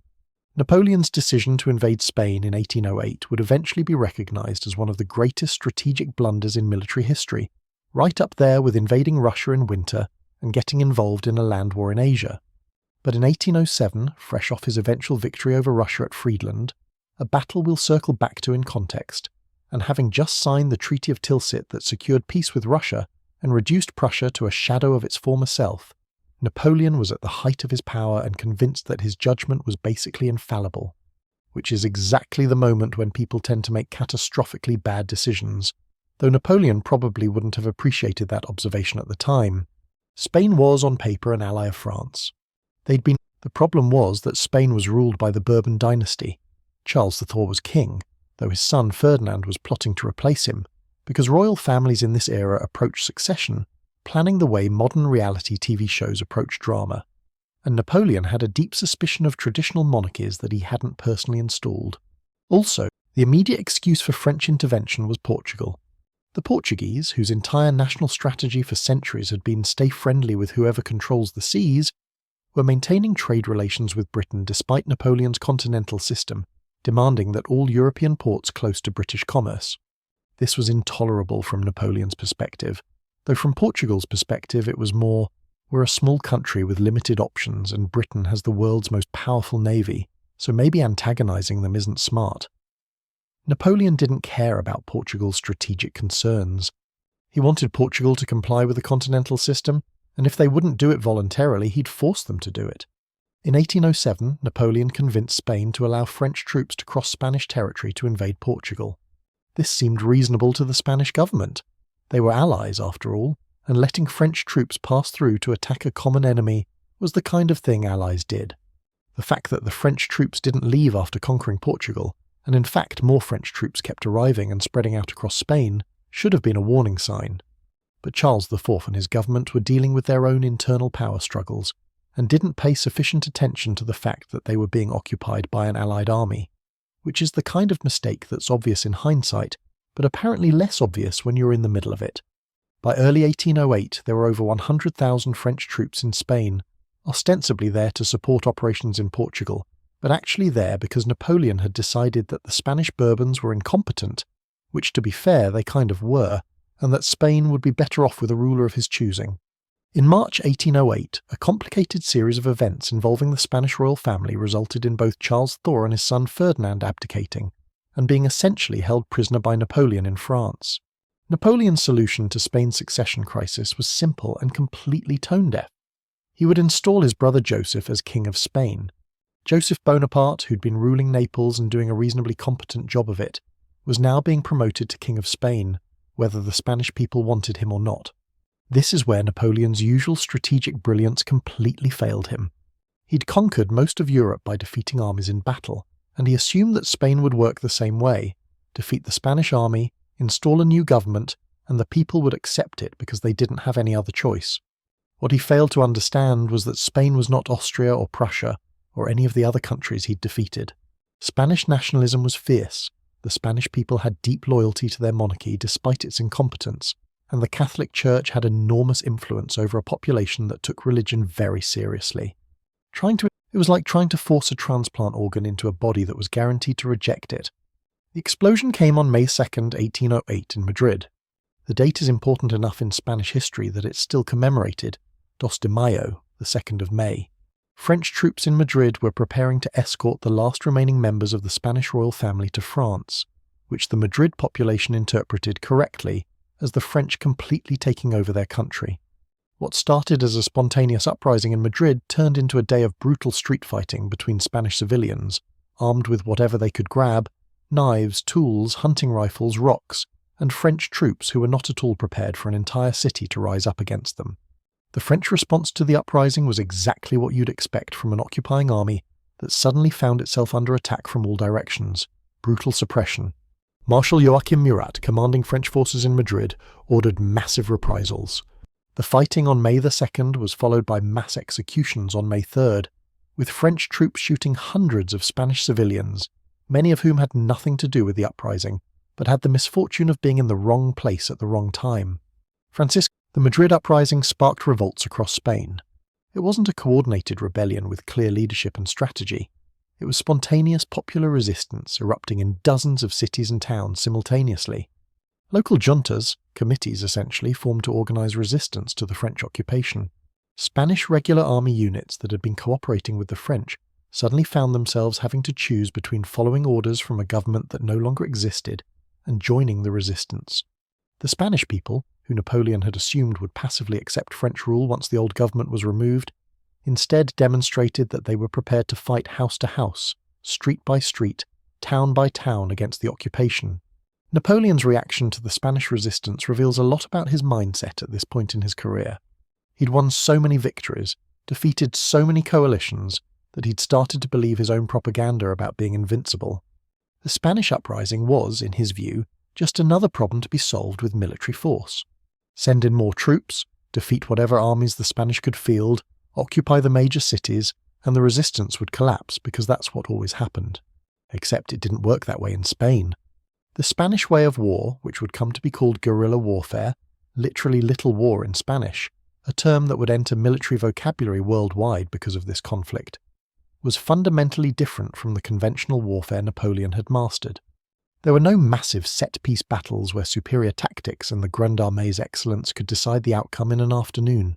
Instead, there were ambushes, raids, attacks on supply columns, assassination of French officers, sabotage of communications, and then the fighters would melt back into the civilian population before French forces could respond. The French would occupy a town, the guerrillas would disappear. The French would leave, the guerrillas would return. It was like trying to fight smoke. The Spanish regular army, meanwhile, was preparing to resist conventionally. They weren't as well trained or well equipped as the French, but they had home field advantage and growing support from the Spanish people. In June 1808, a Spanish army under General Francisco Javier Castaños was operating in Andalusia, southern Spain, preparing to face a French corps commanded by General Pierre Dupont.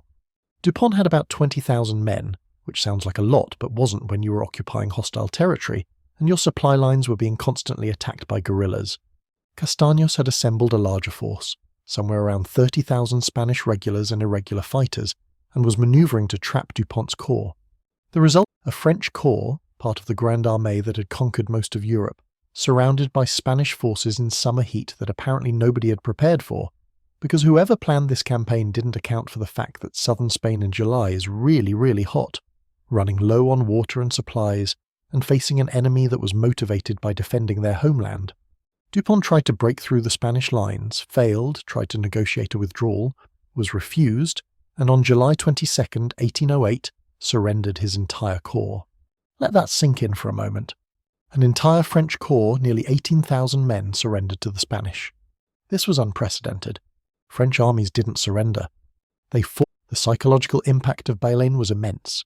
It proved that the French could be beaten, that the Grande Armée wasn't invincible, that resistance against Napoleon was possible. For the Spanish resistance, it was an enormous morale boost. For Napoleon, it was a humiliation that he never really got over. For the rest of Europe, which had been watching Napoleon win battle after battle for years, it was a revelation that maybe this emperor could be challenged after all. Napoleon's response to Baylen was predictable. He got personally involved. In November 1808, he crossed the Pyrenees with 200,000 reinforcements, took personal command of French forces in Spain, and proceeded to demonstrate what the Grande Armée could do when properly commanded. He defeated several Spanish armies in quick succession, recaptured Madrid in December, and generally reminded everyone why he was considered a military genius. The Spanish regular armies, brave but outmatched, couldn't stand against Napoleon's forces in conventional battles. Within a few months, Napoleon had seemingly restored French control over much of Spain. But, and this is the critical part that Napoleon never fully grasped, defeating Spanish armies in battle didn't end the war. The guerrillas kept fighting. The resistance continued. Every French garrison was isolated under constant threat, unable to safely venture outside their fortifications without risking ambush. Every supply convoy needed heavy escort. Every messenger carried their dispatches knowing they might not make it to their destination. The French controlled the ground they stood on and nothing more. Spain wasn't conquered.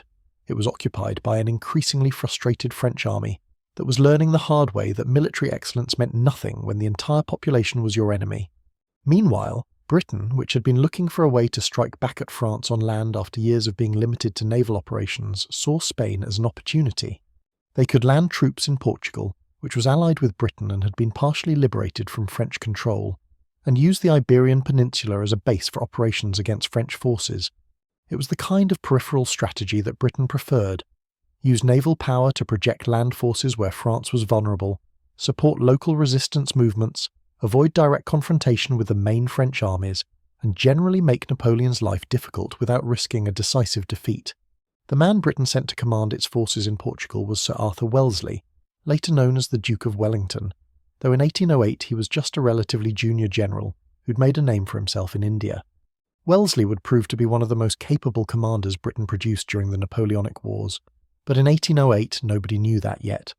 He landed in Portugal with a small British force, about 14,000 men initially, and immediately demonstrated that he understood how to fight the French. Don't give them the decisive battle they want. Use defensive positions that maximize British firepower. Coordinate with Portuguese forces and Spanish guerrillas. Make the French fight for every inch of ground, and make sure they pay for it in casualties they can't easily replace. In August 1808, Wellesley defeated a French force at Vimeiro in Portugal, which was significant not because it was a major battle, it wasn't, but because it showed that British forces could beat the French in open combat if they fought smart. The French, used to enemies who fought in the traditional continental style, were discovering that British infantry in defensive positions, armed with accurate muskets and trained to fire in disciplined volleys, were extremely difficult to dislodge. The British would find a good defensive position, usually on a ridgeline, and wait for the French to attack uphill into their musket fire. The French, committed to aggressive tactics that had worked everywhere else, would attack in columns, take heavy casualties from British volleys, fail to break the British lines, and have to retreat. It was frustrating for the French and entirely sustainable for the British, who didn't need to conquer Spain. They just needed to prevent France from conquering it. The Peninsular War, as it came to be known, was developing into exactly the kind of conflict that Napoleon's way of warfare couldn't solve. There was no single enemy capital to capture, no central army to destroy that would end the war. The Spanish resistance was decentralized, regenerating as fast as it could be suppressed. The British forces in Portugal were small enough to avoid decisive engagement, but large enough to be a constant threat. The French had to garrison dozens of cities, protect hundreds of miles of supply routes, and maintain an occupation against a hostile population, all while dealing with guerrilla attacks that could come from anywhere at any time. The guerrilla warfare in Spain was brutal beyond what conventional warfare typically produced. When guerrillas captured French soldiers, they often killed them in creative and horrifying ways, partly out of hatred for the occupation and partly to terrorize other French troops. This wasn't soldiers fighting soldiers on a battlefield with some vague notion of military honor. The Spanish guerrilla tactics were remarkably effective despite, or perhaps because of, their apparent lack of sophistication. A typical guerrilla operation might involve 20 men hiding near a road, waiting for a French supply convoy to pass, then attacking with muskets and knives, killing as many French soldiers as possible, taking whatever supplies they could carry, and disappearing into the mountains or countryside before French reinforcements arrived. The French would show up, find dead soldiers and a burned convoy, have no idea where the attackers went, and maybe execute a few villagers from the nearest town as a warning. Which would, naturally, make more villagers join the guerrillas, because when your neighbours are being executed by foreign occupiers, neutrality becomes difficult to maintain. The economic cost of the Peninsular War was staggering for France. Napoleon had to maintain an army of 200,000 to 300,000 men in Spain just to hold the territory he'd occupied, and those men had to be supplied, paid, and replaced when they were killed or wounded. The money that could have been spent on other military operations or on infrastructure in France, or on any of the dozens of other things that empires need to spend money on, was instead being poured into a war that wasn't getting any closer to being won. It was like a military version of a money pit. You keep throwing resources in, hoping that the next infusion will finally solve the problem, but the problem never actually gets solved. Napoleon himself couldn't stay in Spain permanently. He was the Emperor of France, he had diplomatic responsibilities, he had to watch for threats from Austria and Russia, and he couldn't spend all his time fighting guerrillas in Spanish mountains. In January 1809, he left Spain, returned to France, and put his marshals in charge of continuing the war. This was a problem, because while Napoleon's marshals were excellent commanders when executing Napoleon's plans, they were less effective when working independently, or even worse, trying to coordinate with each other. The French command structure in Spain became a mess of competing marshals, each with their own army and their own strategic ideas, not particularly interested in cooperating with each other, all sending reports back to Paris claiming they needed more troops and complaining about lack of support. The year 1809 would see continuing fighting in Spain, with French forces achieving tactical victories but no strategic progress. They'd capture a city, the British would retreat, the Spanish armies would disperse, and everyone would declare victory. Then the guerrillas would keep fighting, the British would return, new Spanish armies would form, and the French would still be occupying a hostile country at enormous expense. Meanwhile, Austria, seeing France tied down in Spain and thinking this might be a good moment to try another war, was preparing to attack French positions in Central Europe. Napoleon was discovering that trying to run an empire while fighting a war of occupation in Spain was extremely difficult, and it was only going to get more difficult. The British strategy in Portugal was evolving under Wellesley's leadership into something remarkably effective. He recognised that Portugal, with its mountainous terrain and limited roads, could be defended with relatively small forces if those forces used defensive positions effectively. He began constructing what would become known as the Lines of Torres Vedras, a system of fortifications north of Lisbon that would allow a British army to retreat to a prepared defensive position if French forces became overwhelming. The idea was simple. When threatened, pull back to the lines, force the French to either besiege fortifications that would be extremely costly to attack, or sit in front of those fortifications in Portuguese countryside that had been deliberately stripped of supplies. Either way, the French would be in an impossible position. But the Lines of Torres Vedras were still under construction in 1809, and for now Wellesley was conducting a more mobile defence of Portugal, coordinating with Portuguese forces that were being trained and equipped by British officers. The Portuguese army, given decent training and equipment, proved to be solid troops, reliable in defensive battles and useful for garrisoning positions that freed up British forces for field operations. The combination of British regulars, Portuguese forces, Spanish guerrillas, and Spanish regular armies created a coalition that France couldn't defeat, because there was no centre to strike at, no decisive battle that would end the war. The Spanish guerrillas developed increasingly sophisticated tactics as the war continued. They created networks of intelligence gatherers, local supporters who would report French movements and provide supplies. They learned to coordinate their attacks to cut French communications simultaneously across wide areas. They developed hit-and-run tactics specifically designed to maximize French casualties while minimizing their own exposure to French firepower. Some guerrilla leaders became famous throughout Spain, men like Juan Martín Díaz, known as El Empecinado, who led guerrilla bands that tied down thousands of French troops chasing them through the mountains of central Spain. The French tried various counter-guerrilla strategies, none of which worked particularly well.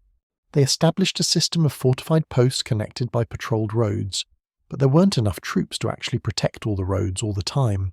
They tried punitive expeditions, sending columns of troops to pacify regions where guerrilla activity was high, but the guerrillas would just retreat until the French left and then return. They tried establishing local governments loyal to Joseph Bonaparte, but these collaborators were targeted by the resistance, and nobody wanted to risk association with the French regime. Every solution the French tried either didn't work or required more troops than they could spare, and meanwhile the guerrillas kept fighting. The Spanish resistance became a symbol of national resistance to Napoleon's empire. Other European nations, watching Spanish guerrillas fight the Grande Armée to a standstill, began to think that maybe French occupation could be resisted. The myth of French invincibility, already cracked by Bailén, continued to erode. French soldiers, who'd marched triumphantly through Vienna and Berlin, were now dying in ambushes in Spanish villages nobody had heard of. The Grande Armée, which had been the pride of France and the terror of Europe, was being slowly bled to death by an opponent that wouldn't fight fair, wouldn't surrender, and wouldn't acknowledge that they'd been beaten. Napoleon's fundamental misunderstanding of Spain stemmed from his assumption that people were essentially rational actors who would accept the most efficient outcome. He believed that Spanish resistance was being driven by the old government and the church, and that once those institutions were removed or neutralized, the Spanish people would recognize that French rule offered better administration, legal systems based on the Napoleonic Code, and integration into the continental economy. What he failed to understand was that the Spanish people didn't care about administrative efficiency or legal codes. They cared about being Spanish, about their king, even an incompetent one, about their church, about their traditions. French rule, no matter how efficient, was foreign rule, and they'd rather die fighting it than accept it. This was a lesson that would be relevant far beyond the Napoleonic Wars. The idea that a technologically superior military force could be defeated by popular resistance. That occupation of territory didn't mean control of population, that conventional military superiority didn't translate to victory in asymmetric warfare. These concepts would reappear throughout the 19th and 20th centuries in colonial conflicts, independence movements, and insurgencies worldwide. The Spanish guerrillas of 1808-1814 were, in many ways, writing the playbook for resistance movements that would follow for the next 2 centuries. For the French soldiers serving in Spain, the war was a nightmare that seemed to have no end. You'd garrison a town, never knowing when an attack might come. You'd march through countryside where every peasant might be a guerrilla or a spy. You'd watch comrades disappear on patrol and later find their bodies mutilated as warnings. You'd participate in reprisals against villages, burning homes and executing suspects, and know that this would just create more guerrillas tomorrow. And you'd do this month after month, year after year, with no clear objective beyond hold what we've got and try not to die. It was a level of psychological stress that conventional warfare, with its clear battles and definite outcomes, didn't produce. The British forces in Portugal, meanwhile, were learning to fight effectively in the peninsula. Wellesley's troops were developing tactics specifically designed to counter French approaches. British infantry would form lines 2 deep, thinner than the French columns but delivering more simultaneous firepower, and wait for the French to attack. The French, advancing in columns that were better for maintaining cohesion and morale during an attack, would close with the British lines and discover that columns present a much better target than lines. British volleys would tear into the French columns at close range, dozens of muskets firing simultaneously into dense formations of men, and the French would have to retreat or be destroyed. It was a simple tactical solution, but it was remarkably effective. By late 1809, the Peninsular War had settled into a pattern that would continue for years. The French controlled most of Spain's cities and major roads, but couldn't suppress the guerrillas. The British and Portuguese held Portugal and conducted occasional offensives into Spain, but couldn't drive the French out entirely. The Spanish guerrillas and regular armies kept fighting, supplied by Britain and motivated by hatred of the occupation. And Napoleon, from Paris, kept sending orders and reinforcements to Spain, convinced that one more offensive, one more marshal, one more corps of troops would finally solve this problem. It never did. The Spanish ulcer, as Napoleon would later call it, was draining France's military strength at exactly the moment when Napoleon could least afford it. Every soldier sent to Spain was a soldier not available for operations elsewhere. Every franc spent maintaining the occupation was a franc not spent on other priorities. Every defeat, every setback, every embarrassing moment like Belen damaged French prestige and encouraged other nations to consider resistance. The Peninsular War didn't defeat Napoleon by itself. That would take a much larger coalition and much more dramatic military disasters. But it weakened him, distracted him, and proved that his empire had limits. The war would continue for another 5 years, with British forces gradually pushing north into Spain, French forces fighting tenaciously but unable to win decisively, and Spanish guerrillas making every French position precarious. But in 1809, as the war in Spain ground on without resolution, Napoleon was being called to deal with another crisis. Austria, encouraged by French difficulties in Spain and convinced that this was the moment to strike, was preparing for war. Napoleon would have to temporarily set aside his Spanish problems and march east once again to face the Austrians. The Peninsular War would continue without him, bleeding French forces and French resources, a wound that never healed and slowly weakened the empire from within. The Spanish resistance had accomplished something remarkable by 1809. They'd proven that Napoleon's empire could be resisted, that French military superiority could be overcome through popular resistance and guerrilla warfare, and that occupying territory wasn't the same as controlling it. These lessons would have been valuable for Napoleon to learn. Unfortunately for him, he seemed constitutionally incapable of learning them. He continued to believe that military force could solve political problems, that peoples could be compelled to accept foreign rule, that resistance was just a matter of insufficient force being applied. He was wrong, but he'd never admit it, and that stubbornness would eventually contribute to his downfall. For now, though, in 1809, Napoleon still had enough military power to fight on multiple fronts, still enough political capital to maintain his empire, still enough confidence to believe he could solve any problem with the right application of force. The Spanish ulcer was painful and annoying, but not yet fatal. That would change, but change takes time. And time, as we'll see, was not on Napoleon's side, though he didn't fully realise it yet. The wheel was beginning to turn, slowly but inevitably, and the empire that had seemed invincible just a few years earlier was starting to show cracks that would eventually widen into chasms. But that's getting ahead of the story. For now, let's leave Spain in 1809, occupied but not conquered, resisting but not victorious, locked in a war that neither side could win but neither side would abandon. Austria had spent the years since Austerlitz doing what any self-respecting empire does after getting thoroughly defeated, plotting revenge while pretending to be cooperative. The Austrians had watched Napoleon get bogged down in Spain, had seen French forces stretched thin across the peninsula, and had concluded that 1809 might be the perfect moment to try their luck again. Third time's the charm, right? Never mind that the first two times had ended with Austrian armies destroyed and Austrian territory handed over to France. This time would definitely be different, mostly because the Austrians had spent 3 years reforming their military under the leadership of Archduke Charles, who was actually competent, which was refreshing change from some of Austria's previous military leadership.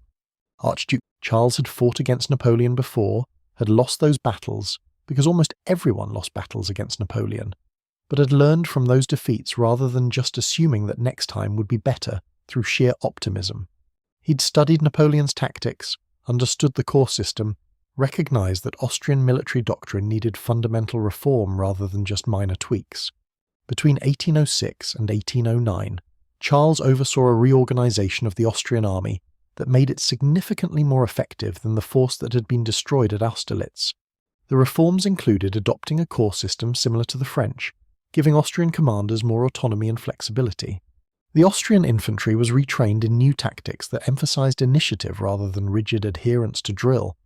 The artillery was reorganised and re-equipped. Most importantly, Charles worked on building an army that could actually fight the French way of warfare rather than continuing to prepare for the wars of the 1790s. It was the military equivalent of finally updating your software after years of ignoring those annoying update notifications. The reforms didn't make the Austrian army as good as the Grande Armée. That would have required decades of development and a complete cultural shift. But they made it competitive, which was a significant improvement. Austria's decision to declare war in April 1809 was based on what seemed like solid strategic reasoning. Napoleon was in Spain, or at least dealing with Spanish problems.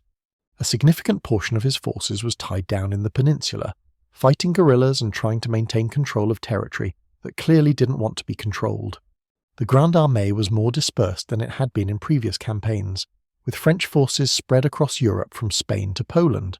If Austria struck quickly, they could achieve significant victories before Napoleon could concentrate overwhelming force against them. And if they won a few battles, other European powers might join a new coalition against France. It was a reasonable plan, assuming everything went right. Unfortunately for Austria, things rarely go completely right in warfare. The Austrian offensive began in April 1809, with Charles leading the main army across the Inn River into Bavaria, which was allied with France.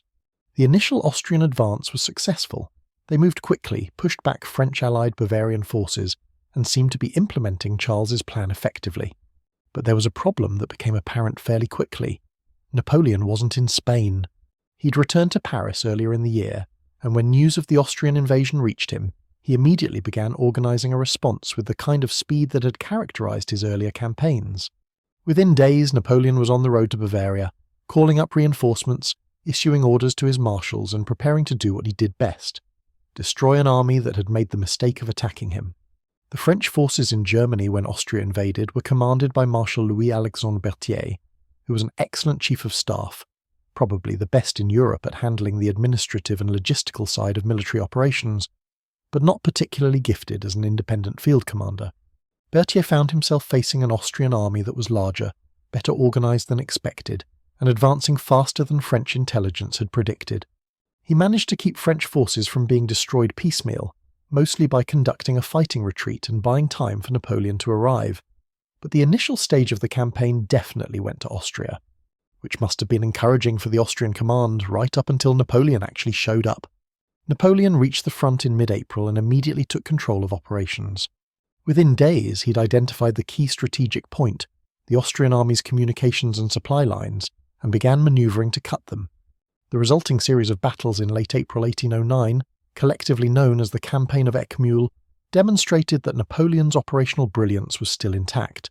He defeated several Austrian corps in rapid succession, forced Charles to retreat, and captured Ratisbon after a brief siege.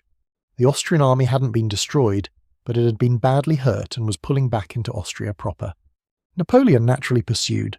By mid-May 1809, Napoleon had advanced to Vienna, again because apparently occupying the Austrian capital was becoming a regular feature of Franco-Austrian wars, and was preparing to cross the Danube River to pursue Charles's army, which was positioned north of the river. This is where the campaign got interesting, and by interesting, I mean Napoleon made some uncharacteristic mistakes that would result in his first clear battlefield defeat.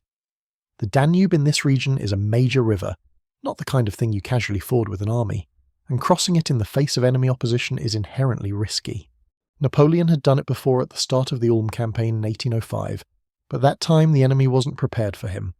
This time, Charles was waiting, watching, and preparing to attack the French while they were in the vulnerable process of getting across the river.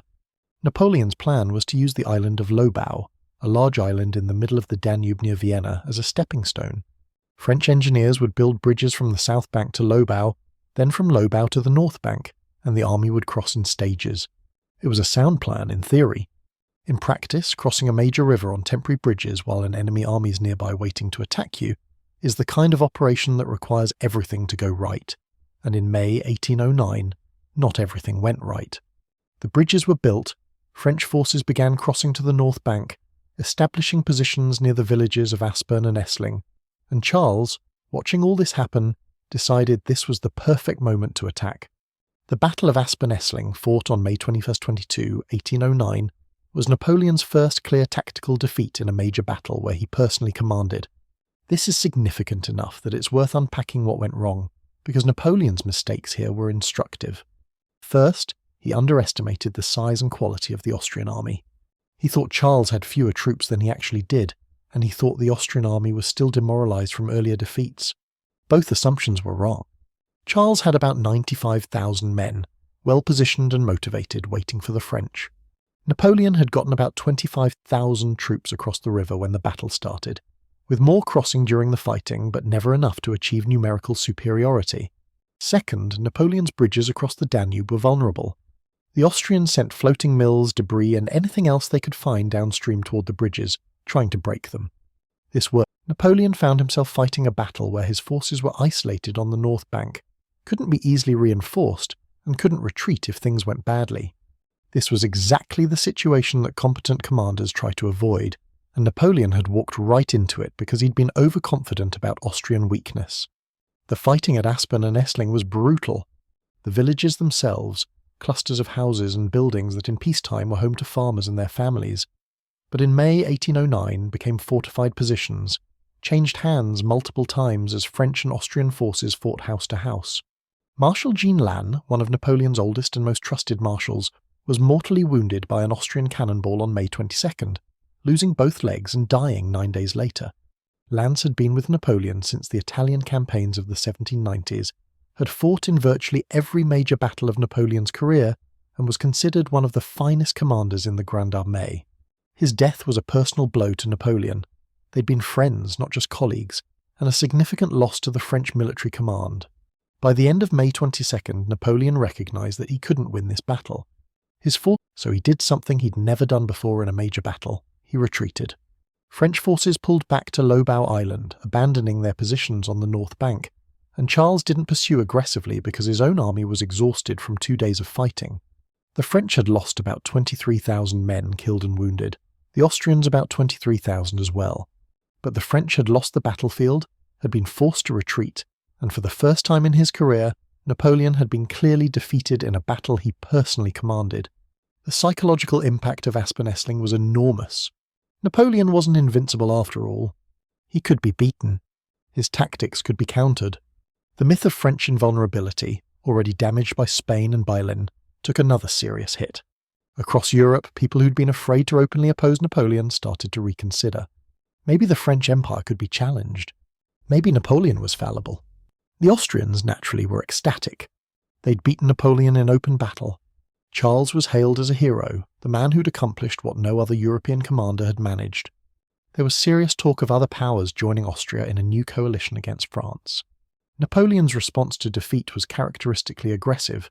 He'd find a way to cross the Danube, destroy Charles's army, and prove that Asper-Nessling was an aberration rather than a sign of weakness. But he'd be more careful this time. He spent 6 weeks on Lobau Island, reinforcing his army, building more bridges, constructing fortifications, and preparing for another attempt to cross to the north bank. The Grande Armée was brought up to strength. By early July, Napoleon had about 188,000 men concentrated on and around Lobau, facing Charles's army of roughly 150,000 on the north bank. This time, Napoleon would have overwhelming force, multiple crossing points, and better preparations. No more mistakes. No more defeats. The preparations on Lobau Island were extensive and frankly impressive from an engineering standpoint.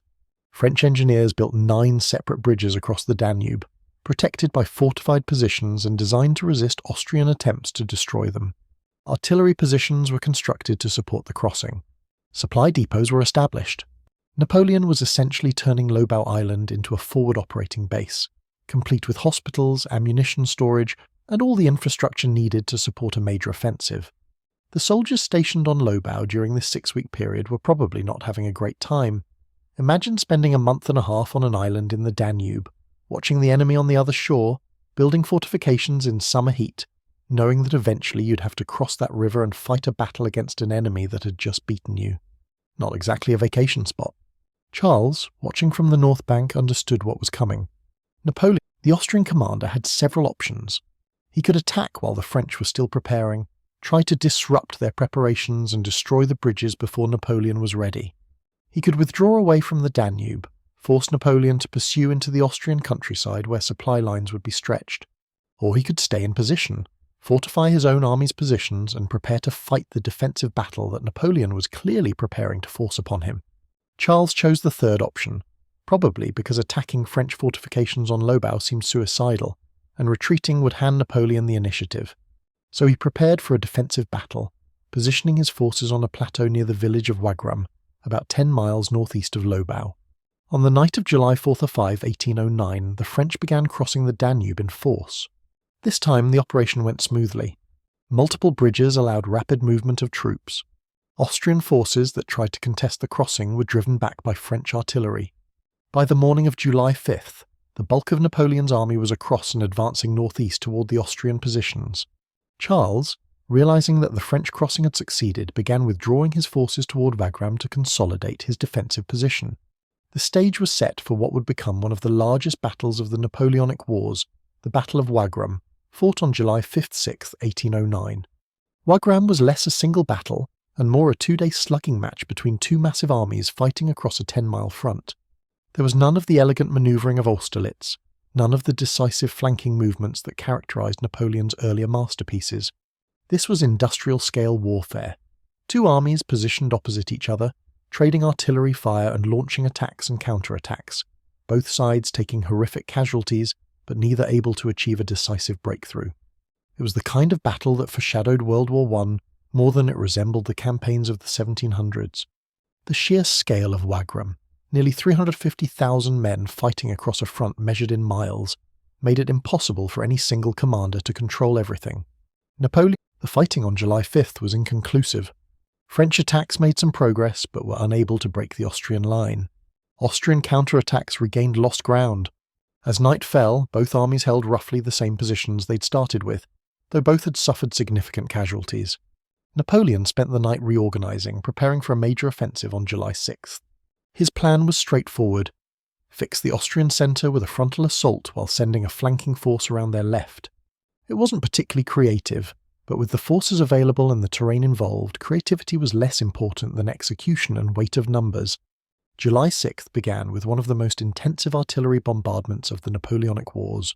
Napoleon concentrated over 100 guns into a massive battery, essentially a wall of cannons positioned wheel to wheel, and opened fire on the Austrian centre. The noise alone must have been incredible.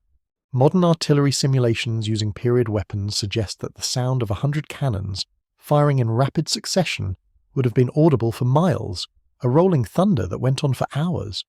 The effect on the Austrian lines was devastating. Dense formations of infantry subjected to sustained artillery fire at ranges where cannons were most effective, about 500 to 800 yards, took casualties at rates that would have seemed unthinkable in earlier wars. This was the beginning of what would later be called total war, where the objective wasn't just to defeat the enemy army, but to destroy it completely through application of overwhelming firepower. While the artillery bombardment shattered the Austrian centre, Marshal Louis-Nicolas Davout, the same Davout who'd won at Austerlitz against overwhelming odds, was leading his corps around the Austrian left flank. Davout's flanking movement was the kind of operation he excelled at. Aggressive, well-coordinated, exploiting the fact that the Austrians had been forced to shift forces to their centre to deal with the French frontal assault. By late morning on July 6th, Davout's corps was threatening to roll up the Austrian left, and Charles had to make a decision, commit his reserves to stop Davout and risk his centre collapsing under French pressure, or maintain his centre and risk having his flank turned. He chose to commit reserves against Davout, which stabilised the Austrian left but weakened the centre just as Napoleon was preparing to launch his main attack. The French assault on the Austrian centre in the early afternoon of July 6th was massive, coordinated and ultimately successful. French infantry advanced in multiple columns supported by artillery, punched through Austrian lines that had been weakened by the artillery bombardment and the diversion of reserves to deal with Davout, and split the Austrian army. Charles, recognising that his army was in danger of being destroyed if he stayed to fight, ordered a general retreat. The Austrian withdrawal was conducted in good order. This wasn't a rout like the coalition forces after Austerlitz, but it was definitely a retreat, and it left Napoleon in control of the battlefield. The Battle of Wagram was a French victory, though not the kind of crushing, decisive victory that Napoleon preferred. The casualties at Wagram were staggering even by Napoleonic standards. The French lost about 34,000 men killed and wounded over 2 days. The Austrians lost roughly 40,000. For context, Wagram demonstrated what happened when Napoleonic warfare, with its emphasis on decisive battle and aggressive tactics, met armies that were large enough and tough enough to absorb punishment and keep fighting. You didn't get elegant victories. You got brutal grinding matches where both sides bled until one side finally gave up. Austria, having lost another major battle and watched its army retreat yet again, was done fighting. Charles's reforms had made the Austrian army more competitive, but more competitive wasn't enough when facing Napoleon with overwhelming force. Archduke Charles himself was essentially sidelined after Wagram. He'd fought well, had even beaten Napoleon at Aspen-Essling, but in the court politics of Vienna, losing the final battle meant he was blamed for the defeat. The Austrians requested an armistice, which Napoleon granted because his army needed time to recover from Wagram just as much as the Austrian army did. The resulting Treaty of Schönbrunn in October 1809 was harsh. Austria lost more territory, including access to the Adriatic Sea. They had to pay another massive indemnity, because apparently France's policy was, "We'll defeat you and then send you the bill." They had to reduce their army to 150,000 men, and they had to join the continental system, closing their ports to British trade. Austria was once again defeated and reduced, but something important had changed between Austerlitz in 1805 and Wagram in 1809. In 1805, Napoleon had destroyed the Austrian and Russian armies in a single brilliant afternoon, suffering minimal casualties while inflicting a catastrophic defeat that ended the war immediately. In 1809, he'd had to fight a major battle, lose that battle, prepare for 6 weeks, fight another even larger battle, and take horrendous casualties to achieve a victory that forced Austria to sue for peace, but didn't actually destroy the Austrian army. The difference is important. Napoleon's way of war was becoming less efficient, requiring more resources and producing less decisive results. His enemies were learning, adapting, becoming more difficult to defeat even when they ultimately lost. The Grande Armée itself was changing. The veterans of Austerlitz, Jena, and the great campaigns of 1805, 1807 were dying or retiring, being replaced by conscripts who lacked the experience and training of the men they replaced.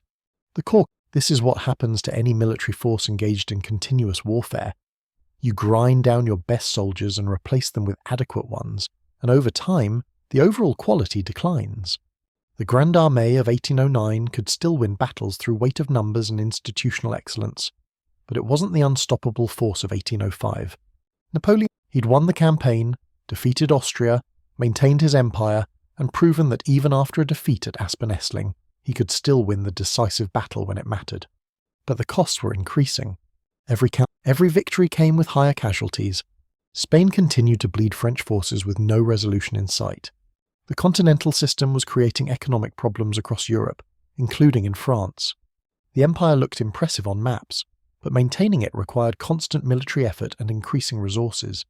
And Napoleon's enemies were learning from their defeats, becoming more effective with each war even when they ultimately lost. There was also the matter of succession. Napoleon had no legitimate heir. His marriage to Josephine had not produced children, and by 1809 Napoleon was concluding that he needed an heir to secure his dynasty. This led to one of the more coldly political decisions of his career. He divorced Josephine, whom he apparently did love despite his various affairs, and began looking for a new wife from among Europe's royal families. The divorce was finalised in January 1810, and Napoleon began negotiations with Austria for a marriage to Archduchess Marie-Louise, daughter of Emperor Francis I. This was politically brilliant. Marrying into the Habsburg dynasty, one of the oldest royal families in Europe, would legitimise Napoleon's rule and tie Austria to France through family connection. It was also deeply cynical, treating marriage as just another diplomatic tool.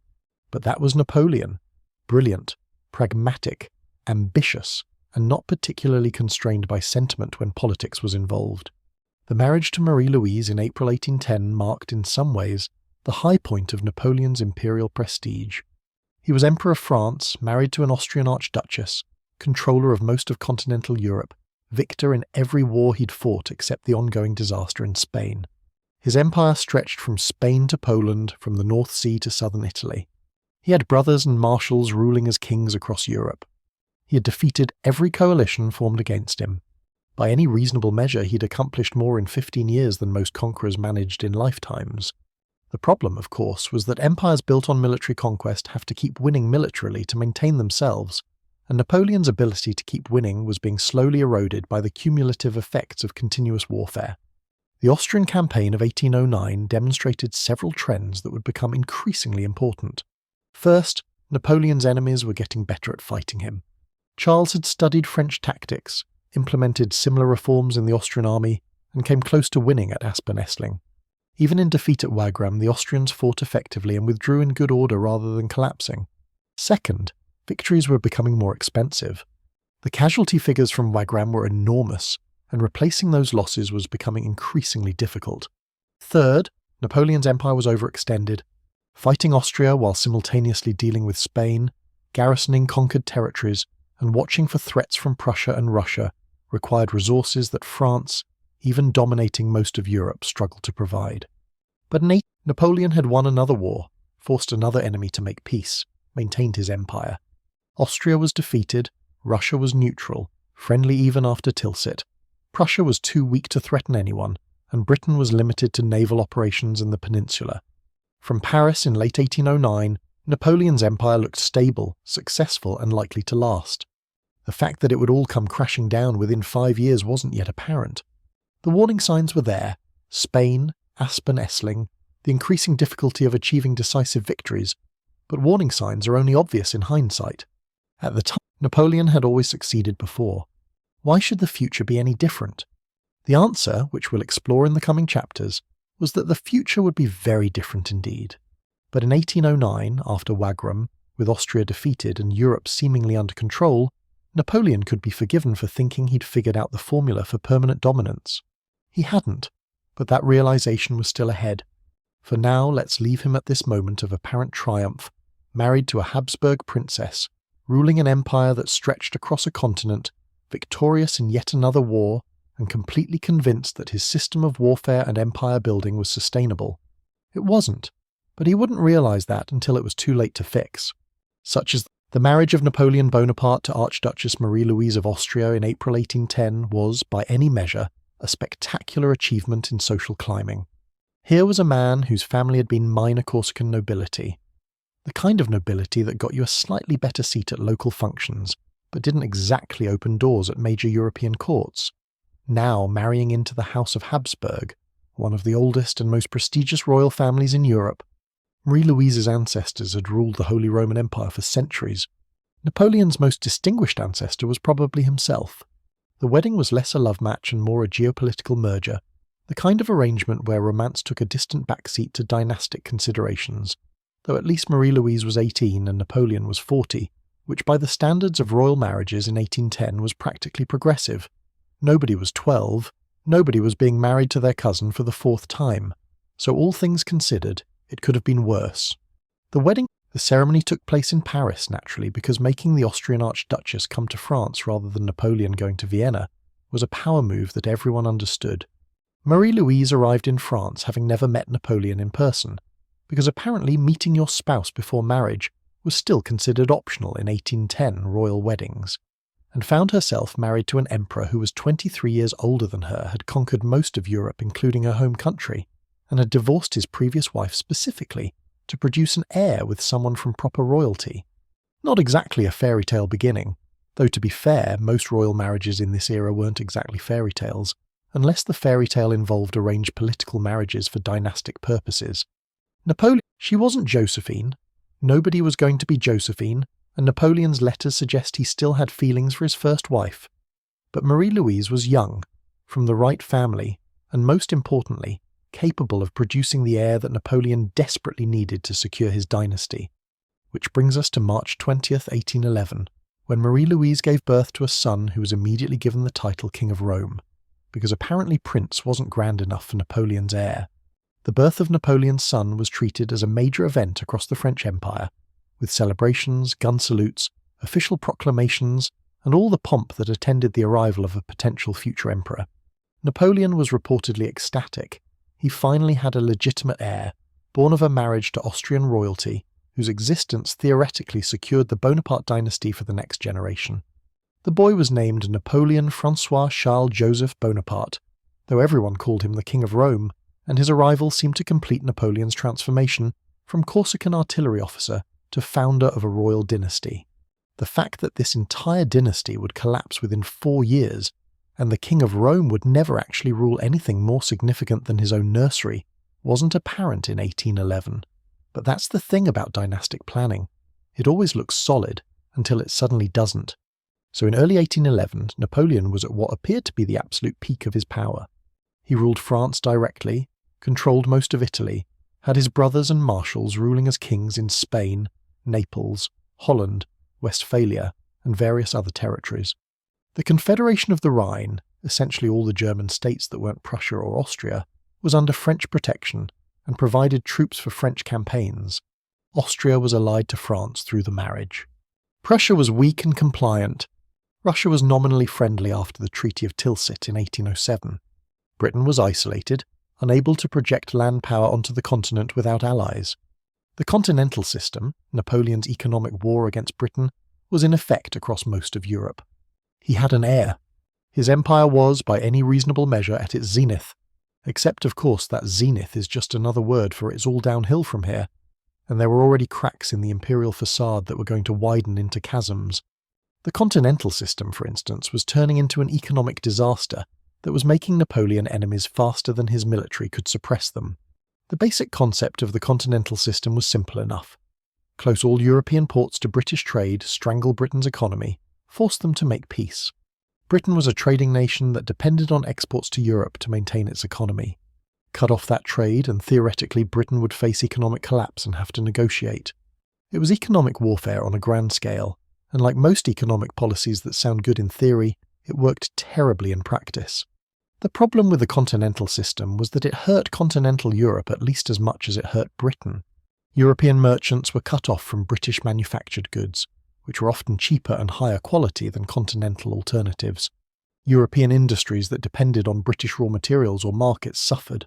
Smuggling became endemic because the economic incentives to break the blockade were enormous.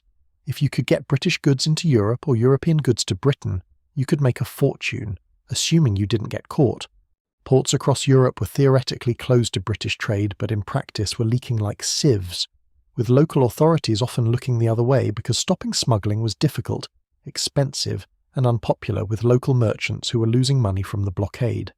Napoleon's response to widespread violation of the continental system was to enforce it more strictly, which required more troops, more customs officials, more inspections, and generally more bureaucratic apparatus than was sustainable. It also required cooperation from nominally independent countries that were part of the system, and getting foreign governments to enforce economically painful policies that benefited France at their expense turned out to be challenging. Russia, in particular, was having serious problems with the continental system. The Russian economy depended heavily on exporting grain, timber, and other raw materials to Britain. Cutting off that trade was hurting Russian landowners and merchants, creating economic hardship and generating political pressure on Tsar Alexander III to abandon the system, regardless of what his treaty obligations to France said. Meanwhile, in Spain, the situation was going from bad to worse for French forces. The guerrilla war continued unabated, bleeding French troops and resources with no end in sight. But more importantly, the British forces in Portugal under Sir Arthur Wellesley, who was made Viscount Wellington in 1809 after his victories and would eventually become the Duke of Wellington, because apparently the British solution to successful generals was to keep adding noble titles until the name took up an entire paragraph, were becoming an increasingly serious threat. Wellington had spent 1809 and 1810 building up British and Portuguese forces, fortifying positions, and generally preparing for the kind of methodical campaign that played to British strengths and French weaknesses. Wellington's strategy in the peninsula was fundamentally different from what French forces were used to facing. He wasn't trying to win decisive battles or conquer territory. He was trying to make Portugal indefensible for the French, while avoiding the kind of decisive engagement where superior French tactical abilities could destroy his army. The lines of Torres Vedras, the fortifications he'd been building north of Lisbon, were central to this strategy.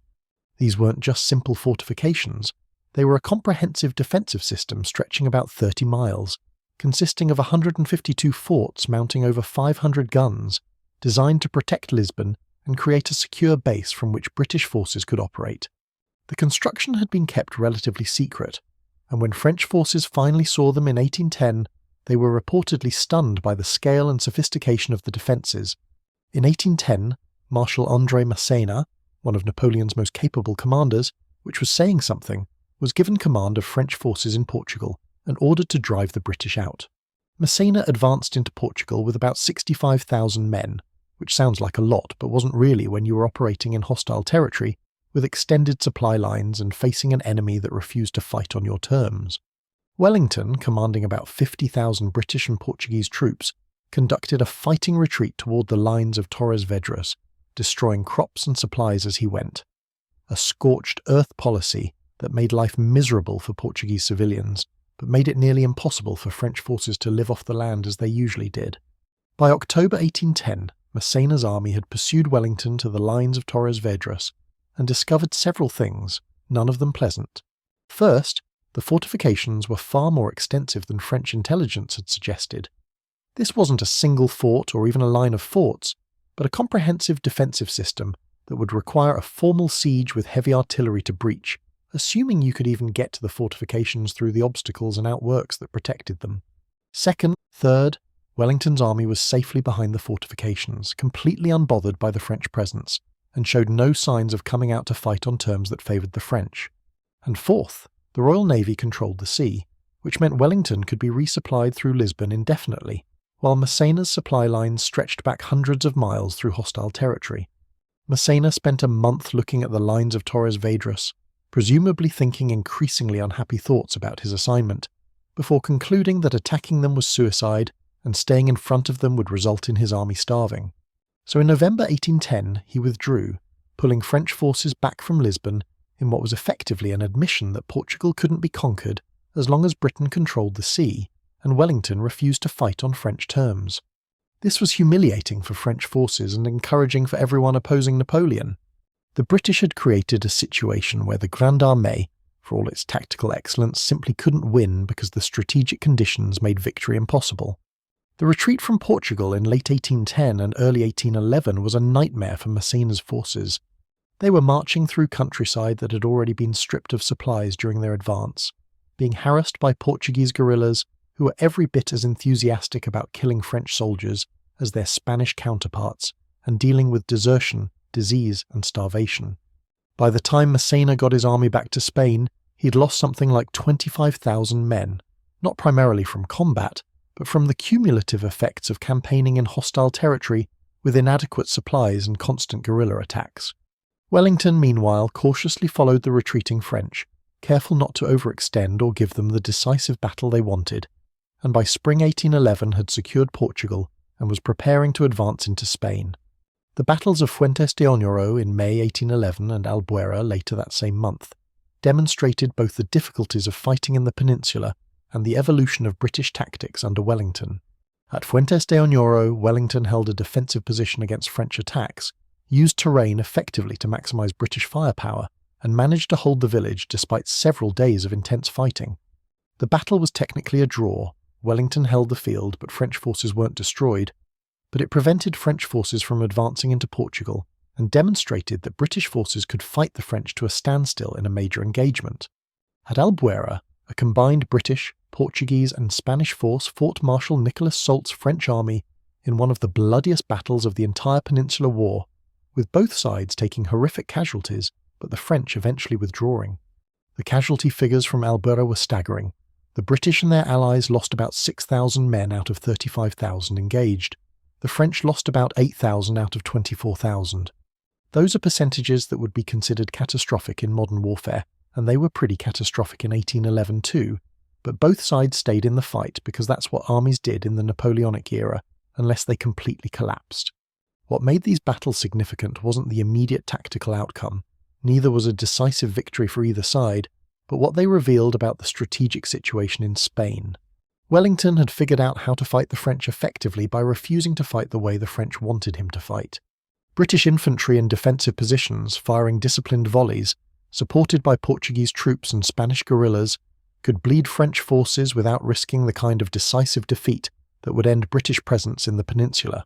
The French could win tactical victories, could capture cities, could even defeat British forces in particular battles, but they couldn't win the war because winning would require destroying Wellington's army and occupying Portugal, neither of which was achievable while the Royal Navy controlled the sea lanes, and British forces refused to cooperate with French tactical preferences. The year 1811 also saw increasing problems with the continental system that were creating diplomatic tensions with Russia. Tsar Alexander was under enormous pressure from Russian nobles and merchants to resume trade with Britain. The Russian economy was suffering from the blockade, and the benefits Russia was supposedly getting from alliance with France, support in potential conflicts with the Ottoman Empire, French acceptance of Russian expansion in the Balkans, weren't materializing the way Alexander had hoped. Meanwhile, Napoleon's creation of the Grand Duchy of Warsaw, carved out of Prussian and Austrian territory in Poland, was concerning to Russia because a strong Polish state on Russia's western border was historically bad news for Russian security. The Poles and Russians had been fighting on and off for centuries, and Russia preferred to have Poland divided and weak rather than united and potentially hostile.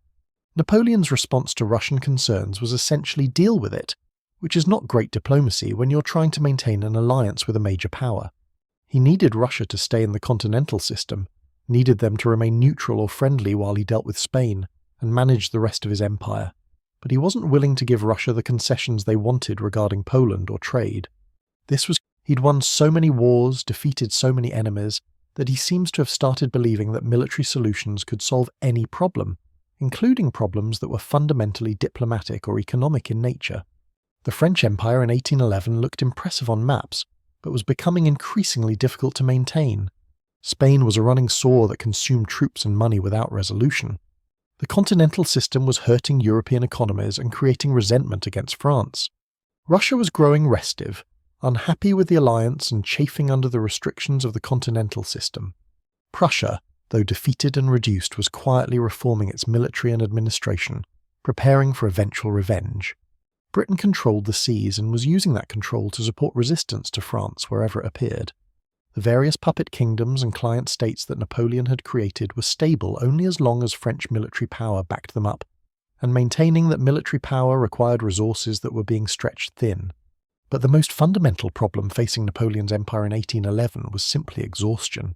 France had been at war almost continuously since 1792. That's 19 years of warfare, 19 years of conscription, 19 years of economic strain from supporting armies in the field. The generation of soldiers who'd fought the Revolutionary Wars were dead or retired. The soldiers who'd won at Austerlitz and Jena were being replaced by conscripts who lacked their experience and training.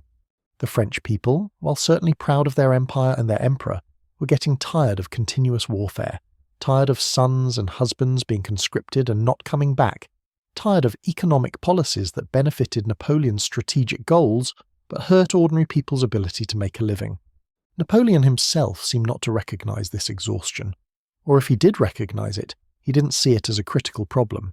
He'd built his empire through military conquest, and he seems to have believed that maintaining it would just require more of the same, more wars, more victories, more demonstrations of French military superiority. The idea that his empire might not be sustainable in the long term, that continuous warfare might be grinding down the very resources he needed to keep winning wars, doesn't seem to have seriously occurred to him. He was, after all, still winning. Spain was a problem, but not an existential threat. Russia was concerning, but they'd signed a treaty and presumably would honour it. Britain was annoying, but they couldn't defeat France on land without continental allies, and after Austria's defeat in 1809, who was going to ally with Britain against France? The court in Paris during this period was elaborate, formal and expensive. Napoleon had created an imperial court that rivaled the Bourbon monarchy he'd replaced, complete with elaborate ceremonies, formal dress codes, rigid hierarchies, and all the other features of traditional European monarchy. This was intentional. Napoleon wanted to be seen as a legitimate monarch, not as an upstart revolutionary. But it was also ironic, given that he'd risen to power during a revolution that had explicitly rejected monarchical excess. It was functional as a display of imperial power, less functional as an actual governing institution, and very expensive to maintain. Marie-Louise, as empress, seems to have adapted to her role reasonably well, considering she'd been married off to the man who'd defeated her country multiple times. She provided Napoleon with the heir he wanted, appeared at state functions, and generally did what was expected of an empress without causing any major problems. Napoleon was at least reasonably attentive when he wasn't off running his empire or planning his next campaign, which, given the demands of being Emperor of France and ruler of most of Europe, was not actually very often. The year 1811 also saw Napoleon beginning to seriously contemplate what would become the disastrous Russian campaign of 1812, though in 1811 it was still in the planning stages rather than active execution. The problems with Russia, their increasing violations of the continental system, their concerns about Poland, the general deterioration of the Franco-Russian alliance, were becoming more serious, and Napoleon was concluding that military action might be necessary to bring Russia back into line. This was exactly the kind of thinking that had worked for him before. Austria caused problems, he invaded Austria, Austria was defeated and became compliant. Prussia caused problems, he invaded Prussia, Prussia was defeated and became compliant. Spain, right? The fundamental error in Napoleon's thinking about Russia was assuming that Russia was similar to the other continental powers he'd defeated. Austria and Prussia were centralized states with defined borders, vulnerable capitals and limited strategic depth. If you captured Vienna or Berlin, you effectively defeated Austria or Prussia, because those capitals were the centers of political and military power. Russia was different. Russia was enormous, with vast distances, harsh climate, poor roads, and a population that could retreat indefinitely into the interior. Capturing Moscow wouldn't necessarily defeat Russia, because the Russian government could relocate, the Russian people could continue fighting, and the Russian army could retreat until the distances and weather destroyed the invading force. These differences should have been obvious, but Napoleon in 1811 was convinced that his system of warfare could overcome any obstacle through superior strategy and execution.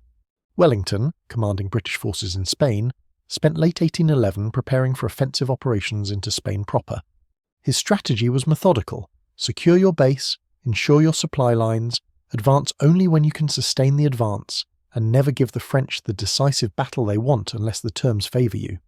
This was frustrating for French commanders who wanted to defeat Wellington in open battle and proved that British forces couldn't stand against the Grande Armée, but Wellington refused to cooperate with these desires.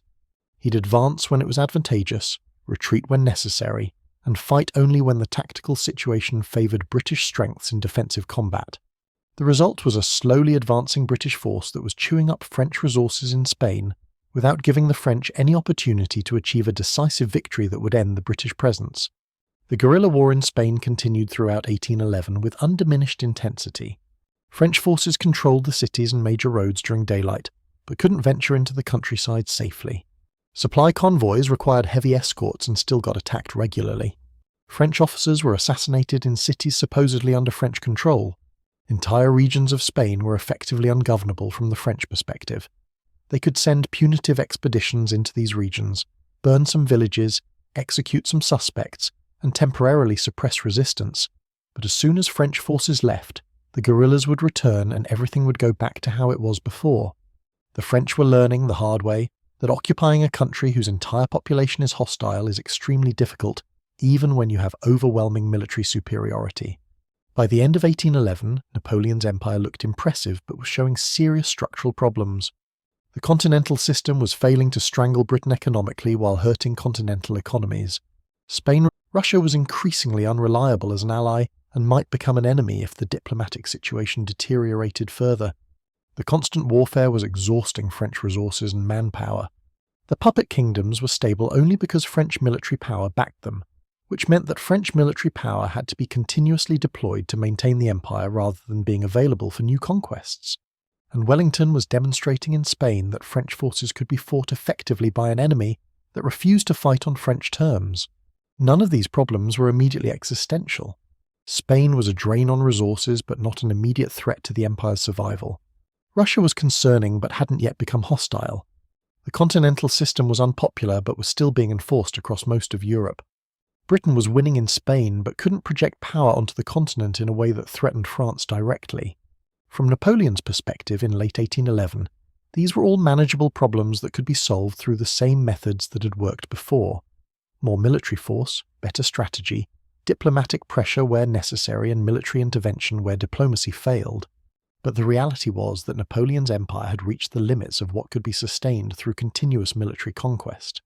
You can build an empire by winning battles, but you can't maintain it indefinitely through the same method, because battles consume resources faster than an empire can generate them, unless you're extracting enormous wealth from conquered territories, and European countries in the early 19th century didn't have the kind of exploitable resources that would make continuous warfare sustainable.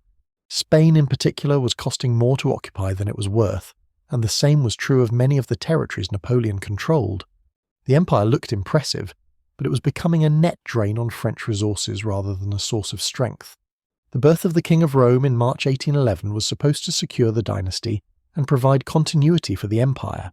In reality, it was securing a dynasty that would collapse within 4 years and providing an heir who would never rule anything. But Napoleon didn't know that in 1811, and neither did anyone else. From the perspective of 1811, the empire looked stable, the dynasty looked secure, and the problems facing Napoleon seemed like the kind of challenges that had always been overcome in the past through military excellence and strategic brilliance. The fact that this time would be different, that the challenges were becoming insurmountable, that the empire was approaching a crisis that would lead to its rapid collapse, wasn't yet obvious to anyone, least of all to Napoleon himself. So as 1811 drew to a close, Napoleon was preparing for what would become the Russian campaign of 1812, still dealing with Spain, still trying to enforce the continental system, still convinced that his military genius and the excellence of the Grande Armée could overcome any challenge. He was 42 years old, at the height of his power and prestige, ruler of an empire that stretched across Europe, father to an heir who would supposedly continue his dynasty, and absolutely certain that the same methods that had brought him to this point would carry him forward to even greater achievements. He was wrong, catastrophically wrong, but that realization was still in the future. For now, as 1811 ended and 1812 began, Napoleon was still at the apparent zenith of his power, still winning more often than losing, still believing in his destiny and his invincibility. That belief would be tested in the coming year in ways that Napoleon couldn't imagine, and the results would change European history. But that's a story for the next chapter of this tale. Napoleon's decision to invade Russia in 1812 stands as one of history's most spectacular examples of strategic overconfidence, right up there with other greatest hits like "Let's build a giant wooden horse and leave it outside Troy," and "Surely this iceberg isn't that big." The warning signs were everywhere. Spain was still bleeding French forces with no end in sight. Every previous European power that had tried to conquer Russia, and there had been several, had failed miserably. Russia was enormous, with distances measured in weeks of marching rather than days, roads that barely deserved the name, and a climate that made Central European winters look like mild autumn weather. None of this deterred Napoleon, who by early 1812 had convinced himself that one quick campaign would bring Tsar Alexander I back into line, restore the continental system, and secure French dominance in Europe. This assessment would prove to be slightly optimistic. The diplomatic situation leading to war was complicated in the way that European diplomatic situations always were, with multiple grievances, disputed territories, and hurt feelings accumulating until somebody decided to settle things with armies. Russia had been increasingly violating the continental system, opening their ports to British trade because their economy depended on exporting grain and timber and other raw materials, and Britain was the primary customer for those exports. Napoleon demanded compliance with the blockade. Russia explained that compliance would destroy their economy. Napoleon suggested that Russia's economy was less important than French strategic goals. This was not received well in St. Petersburg. There was also the matter of Poland. Napoleon's Grand Duchy of Warsaw worried Russia because a strong Polish state historically meant problems for Russia, and Napoleon wouldn't provide assurances that he wasn't going to use Poland as a base for eventual expansion into Russian territory. Add in various minor disputes about trade, territories, and diplomatic protocol, and by early 1812 both empires were preparing for war while still pretending to negotiate. Napoleon began assembling what he called the Grande Armée, though this was a very different force from the Grande Armée of 1805 in early 1812. The size of the invasion force has been debated by historians, but reliable estimates put it at around 600,000 to 680,000 men, making it the largest army Europe had seen since, well, basically ever. For comparison, the entire population of Paris at the time was around 600,000 people. Napoleon was essentially marching a city-sized army into Russia. This force included not just French soldiers, but troops from every corner of Napoleon's empire. Germans, Italians, Poles, Dutch, even Spanish soldiers from units that had been loyal to Joseph Bonaparte.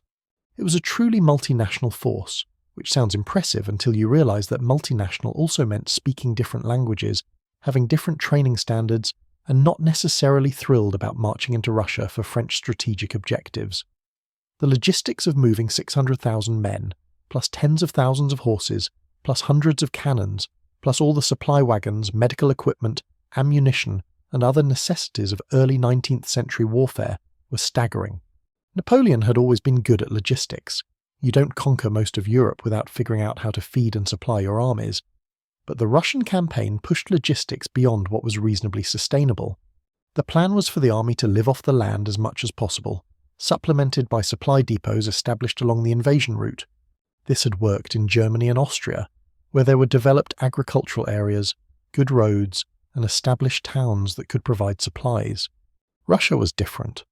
The western regions of Russia that Napoleon would be invading were less developed, with fewer resources available, and a population that would definitely not be cooperative about feeding a foreign invasion force. The invasion began on June 24, 1812, when French forces crossed the Niemen River into Russian territory. The initial crossing went smoothly. No Russian forces contested it because the Russian strategy was not to fight a border defense, but to retreat into the interior, stretching Napoleon's supply lines while preserving their own forces. This was the same strategy Russia had used successfully against invaders for centuries, most recently against Charles X of Sweden in 1708-1709, which had ended with the Swedish army destroyed and Charles X fleeing into exile. Napoleon knew this history. He'd studied Charles X's campaign, but he was convinced that his superior strategy and the excellence of his forces would allow him to succeed where the Swedish king had failed. This is what psychologists call optimism bias, and what military historians call about to learn a painful lesson. The Russian strategy was simple in concept but difficult to execute. Retreat, avoid major battles, use scorched earth tactics to deny the French supplies, and wait for distance, disease and desertion to wear down the invasion force. Then, when the French were weakened and far from their bases, counterattack and destroy them. It was less glorious than meeting Napoleon in battle and defeating him through superior tactics, which the Russians were not confident they could do, having been beaten by Napoleon before, but it was practical, and it played to Russia's strategic advantages of vast territory and the ability to retreat indefinitely.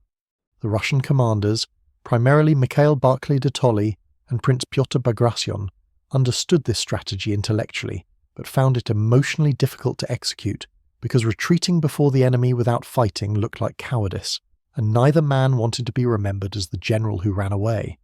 The first weeks of the invasion were characterized by Russian retreat and French pursuit across Lithuania and Belarus. The French were advancing quickly, too quickly really, covering distances that impressed everyone including themselves. But the speed came at a cost. Horses were dying from overexertion and lack of fodder. Supply wagons couldn't keep up with the advance. Soldiers were marching in summer heat, and June through August in this region can get quite hot, which was probably not what the soldiers expected when they thought about Russia and climate, on inadequate rations, drinking water from streams and rivers that were often contaminated, and generally discovering that maintaining an army of 600,000 men on the move in hostile territory is really, really difficult. Disease began killing soldiers faster than combat. Dysentery, typhus, and typhoid fever swept through the army, spread by contaminated water, poor sanitation, and the simple fact that when you have hundreds of thousands of men marching through the same regions, disease transmission becomes inevitable. There was no germ theory in 1812. That wouldn't be established until later in the century, so the soldiers and their doctors didn't understand what was causing the diseases or how to prevent them beyond vague ideas about bad air and keeping camps clean, which wasn't really possible with an army on the march. Men would fall sick, fall out of the marching column and die by the roadside, and the army would keep moving because stopping to care for every sick soldier wasn't an option when you were trying to catch a retreating Russian army. By the time Napoleon reached Vitebsk in late July, about a month into the campaign, he'd already lost something like 150,000 men without fighting a major battle. These losses, the city-sized army was shrinking rapidly, and Napoleon hadn't even engaged the main Russian forces yet. This should have been a warning sign that the campaign wasn't going as planned, but Napoleon decided to continue the advance. The Russian forces meanwhile continued their retreat, avoiding major engagement and implementing scorched earth tactics. Russian commanders ordered villages burned, crops destroyed, livestock driven off, anything that might provide supplies to the French removed or destroyed before French forces arrived. This was devastating for the local population. You're essentially making refugees of your own people and destroying their livelihoods to deny resources to the enemy. But it was effective at making life difficult for the French. When French troops reached an area, they'd find burned villages, empty fields, and no supplies available. The living off the land strategy that had worked in Germany and Austria was failing in Russia because there was nothing left to live off. The two main Russian armies, under Barclay de Tolly and Bagration, were retreating separately, and Napoleon tried to get between them and destroy them individually. Basic strategic thinking: defeat your enemies separately before they can combine. But the Russians managed to unite their forces near Smolensk in early August. This created a situation where Napoleon might get the major battle he wanted, and the Russian commanders, under political pressure to stop retreating and actually fight, prepared to defend Smolensk. The resulting battle on August 17-18, 1812 was brutal but indecisive. The French attacked Russian positions around Smolensk, captured parts of the city, but the main Russian army retreated in good order rather than being destroyed. Napoleon won a tactical victory. He'd captured Smolensk and driven the Russians back, but hadn't achieved the decisive battle that would end the campaign. After Smolensk, Napoleon had another decision point. He could stop here, consolidate his gains, establish winter quarters in Smolensk and the surrounding region, and resume the campaign in 1813. This would be the sensible option. You're already deep in Russia, your army's depleted, winter is coming, and continuing the advance just stretches your supply lines further.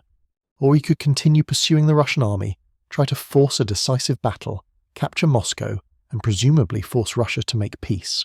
Napoleon chose to continue, because stopping would look like failure, and Napoleon's political position in France depended on being seen as invincible. Also, he genuinely believed he could still force a decisive victory that would end the war in 1812. This decision has been debated by historians for 2 centuries, and the consensus is pretty much this was a terrible idea and Napoleon should have known better. The advance toward Moscow continued through late August and into September. The Russian army continued its retreat, now under the command of Mikhail Kutuzov, the same Kutuzov who'd been fighting French forces since 1805, and who understood very well how dangerous Napoleon was. Kutuzov was old by the standards of active military command. He was 67 in 1812, which in an era when average life expectancy was much lower and the physical demands of command were high, made him practically ancient. He was also experienced, careful, and willing to continue the retreat strategy despite enormous political pressure to turn and fight. The Russian public and the Russian court wanted their army to defend Moscow, wanted glory and victory in battle, wanted their generals to stop retreating. Kutuzov understood that what people wanted and what was strategically sound weren't the same thing, but eventually political pressure won out. On September 7, 1812, about 75 miles west of Moscow near the village of Borodino, Kutuzov stopped retreating and prepared to fight. The Russian army, about 120,000 strong, took up defensive positions on ridges and hills, fortified them with earthworks and waited for Napoleon to attack. Napoleon, with roughly 130,000 men, less than a quarter of what he'd started with, prepared for the decisive battle he'd been seeking since crossing the Niemen. The Battle of Borodino would be one of the bloodiest single days in the Napoleonic Wars, a brutal frontal assault against prepared defences that achieved tactical success at catastrophic cost. The battle itself was less a display of tactical brilliance and more a grinding attritional fight. Napoleon's usual strategy of flanking manoeuvres and clever positioning didn't work against an enemy in prepared defences that stretched for miles. He couldn't get around the Russian flanks without exposing his own forces to counterattack. So there was no elegance to Borodino, no brilliant manoeuvre that won the day. It was just mass against mass, courage against courage, men dying in large numbers while their commanders tried to break the enemy's will. The casualties were appalling. The French lost about 30,000 men killed and wounded. The Russians lost somewhere between 40,000 and 45,000. These are numbers that represent unimaginable human suffering. Imagine a city of 70,000 people. Then imagine that entire population killed or wounded in a single day, and you start to get a sense of the scale of Borodino. The battlefield after the fighting ended was described by witnesses as a hell on earth, covered with dead and dying men as far as you could see, the wounded crying out for help that medical services of 1812 were wholly inadequate to provide. The medical care available for battlefield casualties in this era consisted of basically amputation for serious limb wounds, removing obviously fatal patients to a corner to die, and attempting to treat the wounded with techniques that were only slightly more effective than doing nothing. Antibiotics didn't exist. Antiseptic surgery was decades away. Shock treatment consisted of brandy if any was available. Many of the wounded would die over the following days from infections, blood loss or shock, and nobody could do much about it. Napoleon technically won Borodino, the Russians retreated and the French held the battlefield, but it was a Pyrrhic victory, the kind where you win the battle but lose so much in the process that the victory might as well be a defeat.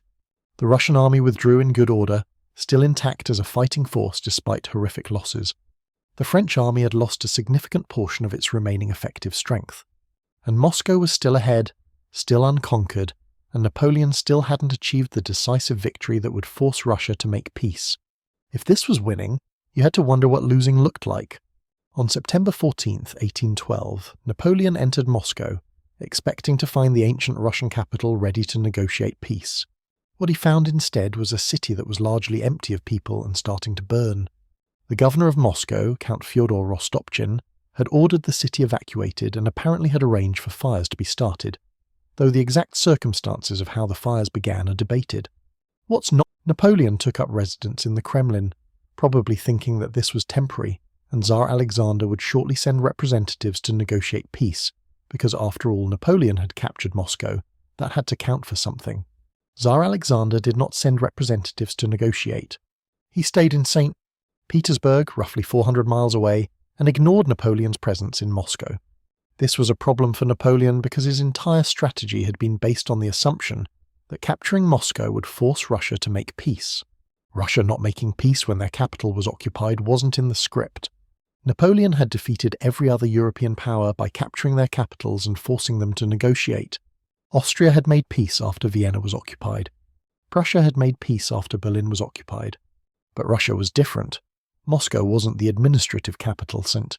Petersburg was, and Tsar Alexander was demonstrating that he was perfectly willing to let Napoleon sit in burning Moscow indefinitely, while the French army slowly starved. Napoleon spent about 5 weeks in Moscow, waiting for peace negotiations that never came, watching the city burn, and slowly realizing that he was in an impossible situation. It was mid-October, winter was coming, and when we say winter in Russia, we're not talking about a few cold days and some snow. We're talking about the kind of winter where temperatures regularly drop below 0 Fahrenheit and snow falls measured in feet rather than inches. His army was depleted, exhausted, and short on supplies. His supply lines stretched back hundreds of miles through hostile territory and were being constantly attacked by Russian forces and partisans.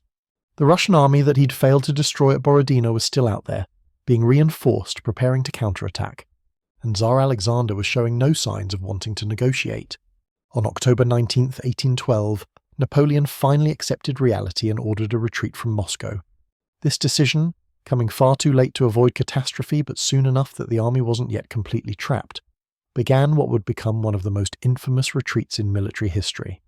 The plan was to retreat by a southern route, through regions that hadn't been stripped of supplies during the advance.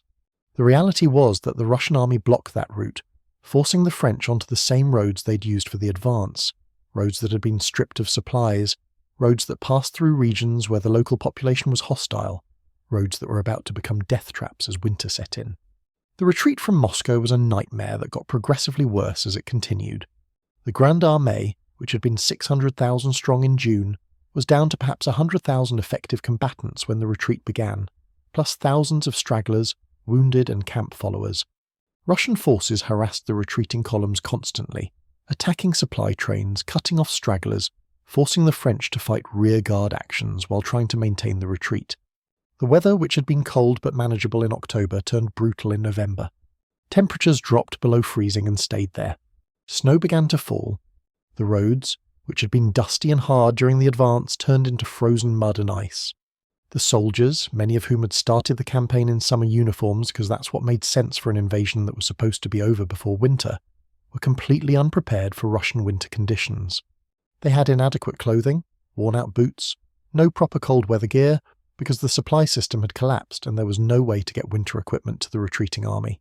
Men frostbite, horses died by the thousands, collapsing from cold and starvation, which meant that artillery pieces and wagons had to be abandoned because there weren't enough horses to pull them. Discipline broke down as the organised retreat devolved into a desperate scramble for survival. Soldiers abandoned their units to search for food. Officers lost control of their men. The distinctions between French, German, Italian and Polish troops became irrelevant. Everyone was just trying to survive the march. The road from Moscow back to the Niemen River became lined with the bodies of men and horses who'd simply given up or died where they fell. Contemporary accounts describe the horror. Frozen corpses still in sitting or standing positions, abandoned equipment scattered everywhere, desperate soldiers fighting each other over scraps of food, the weak being left behind to die because nobody had the resources or strength to help them. The crossing of the Berezina River in late November 1812 was the climax of the retreat's horror. Russian forces had destroyed the bridges and were positioned to trap the retreating French army against the river. French engineers, working in freezing water, managed to construct 2 temporary bridges that allowed most of the army to cross, but thousands of stragglers and camp followers were left on the wrong side when Russian attacks forced the bridges to be destroyed. Those left behind were either killed by Russian forces or died from exposure. By December 1812, what was left of the Grande Armée was straggling across the Niemen River back into friendly territory. Napoleon had left the army in early December, racing ahead to Paris to deal with political problems and begin assembling a new army, because apparently his solution to military disaster was to go raise more troops and try again. The soldiers he left behind continued their retreat through December, dying from cold, disease and Russian attacks until they finally reached safety. Of the 600,000 men who'd crossed into Russia in June, perhaps 40,000 to 50,000 made it back in any condition to fight. The rest were the Grand, not in some glorious battle, not through brilliant enemy tactics, but through attrition, disease, cold, and the simple fact that Russia was too big, too harsh, and too determined to be conquered. Napoleon had lost the aura of invincibility that had made other nations afraid to oppose him. He'd lost the army that had conquered most of Europe. He'd demonstrated that the French Empire had limits, that Napoleon could be beaten not just in battle but in campaigns, that opposing him was possible and potentially successful. The Russian victory wasn't primarily military, it was strategic and psychological. They'd proven that Napoleon's system of warfare could be overcome through strategic depth, willingness to trade space for time, and determination to accept casualties in pursuit of ultimate victory. For Russia, the campaign was devastating but victorious. They'd lost hundreds of thousands of soldiers and civilians. Large swathes of Western Russia had been destroyed by the fighting and the scorched earth tactics. The economic cost was staggering. But they defeated Napoleon, driven him out of Russia, and in the process had become the heroes of Europe's resistance to French domination. The Russian campaign would become a foundational myth of Russian national identity, a story of sacrifice and determination in defense of the motherland against foreign invasion. The fact that this same strategy would be used again in 1941-1945 against another would-be European conqueror is probably worth noting, though that's well outside our current timeline. For Napoleon, the disaster in Russia was existential. His empire had been built on military success, and the Russian campaign was a catastrophic military failure. He could try to rebuild the army, and he would try, raising new forces with impressive speed. But the army he could assemble in 1813 wouldn't have the quality or experience of the force he'd lost in Russia. His enemies now knew he could be beaten. His allies, who'd supported him because they feared French military power, were starting to reconsider whether loyalty to Napoleon was their best option. The soldiers who survived the retreat from Russia carried the psychological scars for the rest of their lives. They'd experienced conditions that pushed human endurance beyond what most people could imagine. Marching in temperatures cold enough to kill exposed skin in minutes, watching comrades freeze to death, fighting off Russian attacks while starving and exhausted, abandoning wounded because there was no way to carry them, and somehow surviving when hundreds of thousands of their companions didn't. The veterans of the Russian campaign who made it home had stories that would horrify their families and communities, stories of suffering and death on a scale that even the bloody battles of earlier campaigns hadn't matched. The Russian campaign also revealed the fundamental weakness of Napoleon's empire. It depended entirely on continuous military success, and military success of the kind Napoleon had achieved early in his career was becoming impossible to maintain. You can't keep fighting wars of conquest without eventually losing one, and losing in Russia didn't just mean a setback, it meant the destruction of the military force that had made the empire possible. Napoleon had built his power on the Grande Armée, and now the Grande Armée was gone, destroyed not by superior enemy tactics but by distance, weather, disease, and strategic mistakes that Napoleon had made despite warnings that invading Russia was a terrible idea.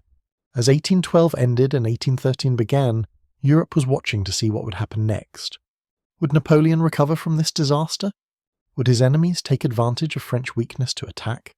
Would the empire collapse, or would Napoleon somehow rebuild and maintain his position? The answers would come quickly, because once you show weakness in international politics, your enemies don't give you time to recover. They attack while you're vulnerable, hoping to finish you off before you can regain strength. But that's a story for the final chapters of this tale, as we watch Napoleon's empire crumble, and the man who'd crowned himself Emperor of France find himself increasingly desperate, increasingly isolated, and increasingly doomed despite his continued tactical brilliance. The wheel had turned. The empire was falling, and nothing Napoleon could do would stop it, though he'd try everything he could think of before the end finally came. The beginning of 1813 found Napoleon in an interesting position, and by interesting we mean desperately trying to convince everyone that losing an entire army in Russia was just a minor setback. He'd raced back to Paris ahead of what remained of the Grande Armée, arriving in December 1812 to discover that someone had attempted a coup while he was away. Because apparently when your emperor loses 500,000 men in a catastrophic military disaster, some people start thinking maybe there should be a change in management. Napoleon dealt with the coup attempt quickly, then turned to the more pressing problem of how to convince Europe that France was still a dominant power, despite the rather obvious evidence to the contrary currently freezing to death on Russian roads. Napoleon's solution to having lost one army was simple: raise another one. Throughout the winter of 1812-1813, he conscripted troops at a rate that would have been considered excessive, even by the standards of an empire that had been conscripting continuously for 2 decades. Boys who should have been too young for military service found themselves drafted. Men who'd already served and thought they were done found themselves recalled. The National Guard, which was supposed to be for home defence, was mobilised for field service. Napoleon was scraping the bottom of France's manpower barrel and discovering that there wasn't much left to scrape, but he scraped anyway because the alternative was accepting that his empire was doomed. By spring 1813, Napoleon had managed to assemble an army of roughly 200,000 men, which was genuinely impressive given that he'd started with almost nothing 3 months earlier. The problem was quality. The army he'd lost in Russia had been veterans, soldiers with years of experience who knew their jobs and could execute complex maneuvers under fire. The army, they had courage. French revolutionary and Napoleonic ideology had created a military culture where soldiers genuinely believed they were fighting for something meaningful. But courage without experience gets you killed very efficiently in Napoleonic warfare. The other critical shortage was cavalry. Horses don't grow on trees, and the 180,000 or so horses that had died in Russia couldn't be quickly replaced. This meant he'd be partially blind in campaigns, unable to gather intelligence as effectively or exploit victories as thoroughly as he'd done in earlier years. It's hard. Without adequate cavalry, you were fighting with one hand tied behind your back, which Napoleon was about to discover firsthand. Meanwhile, Prussia, which had been forcibly allied with France since 1807 and hating every minute of it, seized the moment to switch sides. In late February 1813, Prussia signed an alliance with Russia, and by March, Prussian troops were openly at war with France. This was significant not just because Prussia added troops to the anti-French coalition, but because it demonstrated that Napoleon's satellite states were willing to abandon him when he showed weakness. The fear that had kept much of Europe in line was evaporating. Austria, still technically allied with France through Napoleon's marriage to Marie-Louise, watched these developments with considerable interest and calculated neutrality. The Austrians weren't ready to jump back into war immediately. They'd been defeated 3 times by Napoleon and weren't eager for a 4th round without being certain they'd win. But they were clearly considering their options. The Austrian policy in 1813 was essentially wait and see how things develop, and if France looks like it's really collapsing, then we'll join the winning side. This wasn't particularly loyal to Napoleon, but loyalty has always been a flexible concept in international relations, and the Austrians had learned from experience that betting against Napoleon was risky. They just thought the risk might be becoming acceptable. Britain, still fighting in Spain and still controlling the seas, was delighted to see another continental coalition forming against France. British gold flowed to Russia and Prussia to help finance their armies. British diplomats worked to hold the coalition together, and British forces in Spain prepared to take advantage of French distraction by pushing deeper into Spanish territory. The Peninsular War, that running sore that had been bleeding French resources for 5 years, was about to become an even bigger problem as French forces were pulled away to deal with more immediate threats in Germany. The Sixth Coalition, as it would be known, was forming with Russia and Prussia as the core, British financial support and naval power backing them up, and potentially Austria waiting in the wings to join when the moment was right. This was the largest coalition Napoleon had faced, and unlike earlier coalitions, these powers had learned from their defeats. They'd studied Napoleon's tactics, understood his methods, and developed countermeasures. The coalition commanders were coordinating their strategies instead of operating independently. They'd agreed on a policy of avoiding battle with Napoleon personally while attacking his subordinate commanders, because they'd figured out that Napoleon's marshals, excellent as they weren't as dangerous as Napoleon himself. The spring campaign of 1813 began in April, with Russian and Prussian forces advancing into Germany and French forces moving east from the Rhine to meet them. Napoleon, commanding personally despite having no business being in the field given that he was 43, and increasingly showing signs of the various health problems that would plague his later years, managed to win tactical victories at Lutzen in May and Bautzen later the same month. These victories demonstrated that Napoleon's tactical genius was still intact. He could still read a battlefield, still coordinate multiple corps, still win against superior numbers through better positioning and timing. But the victories weren't decisive. The coalition forces retreated in good order after both battles, their armies still intact and capable of fighting. Napoleon had won the battles but hadn't achieved the campaign-ending victories that his earlier successes had produced. The lack of cavalry meant Napoleon couldn't pursue defeated enemies effectively. After Lutzen and Bautzen, the coalition armies retreated, and Napoleon couldn't chase them down and destroy them because he didn't have enough cavalry for the kind of aggressive pursuit that would be necessary. This allowed the coalition to survive defeats that might otherwise have been catastrophic, to retreat, reorganize, and prepare to fight again. It was frustrating for Napoleon and encouraging for the coalition. If they could survive battles against Napoleon himself, then they could eventually win the war through attrition even if they couldn't match him tactically. In June, Napoleon needed time to train his conscript army, to rebuild his cavalry, to prepare for the next round of fighting. The armistice was one of those diplomatic fictions where everyone pretends to be negotiating in good faith while actually preparing to resume fighting at the first opportunity.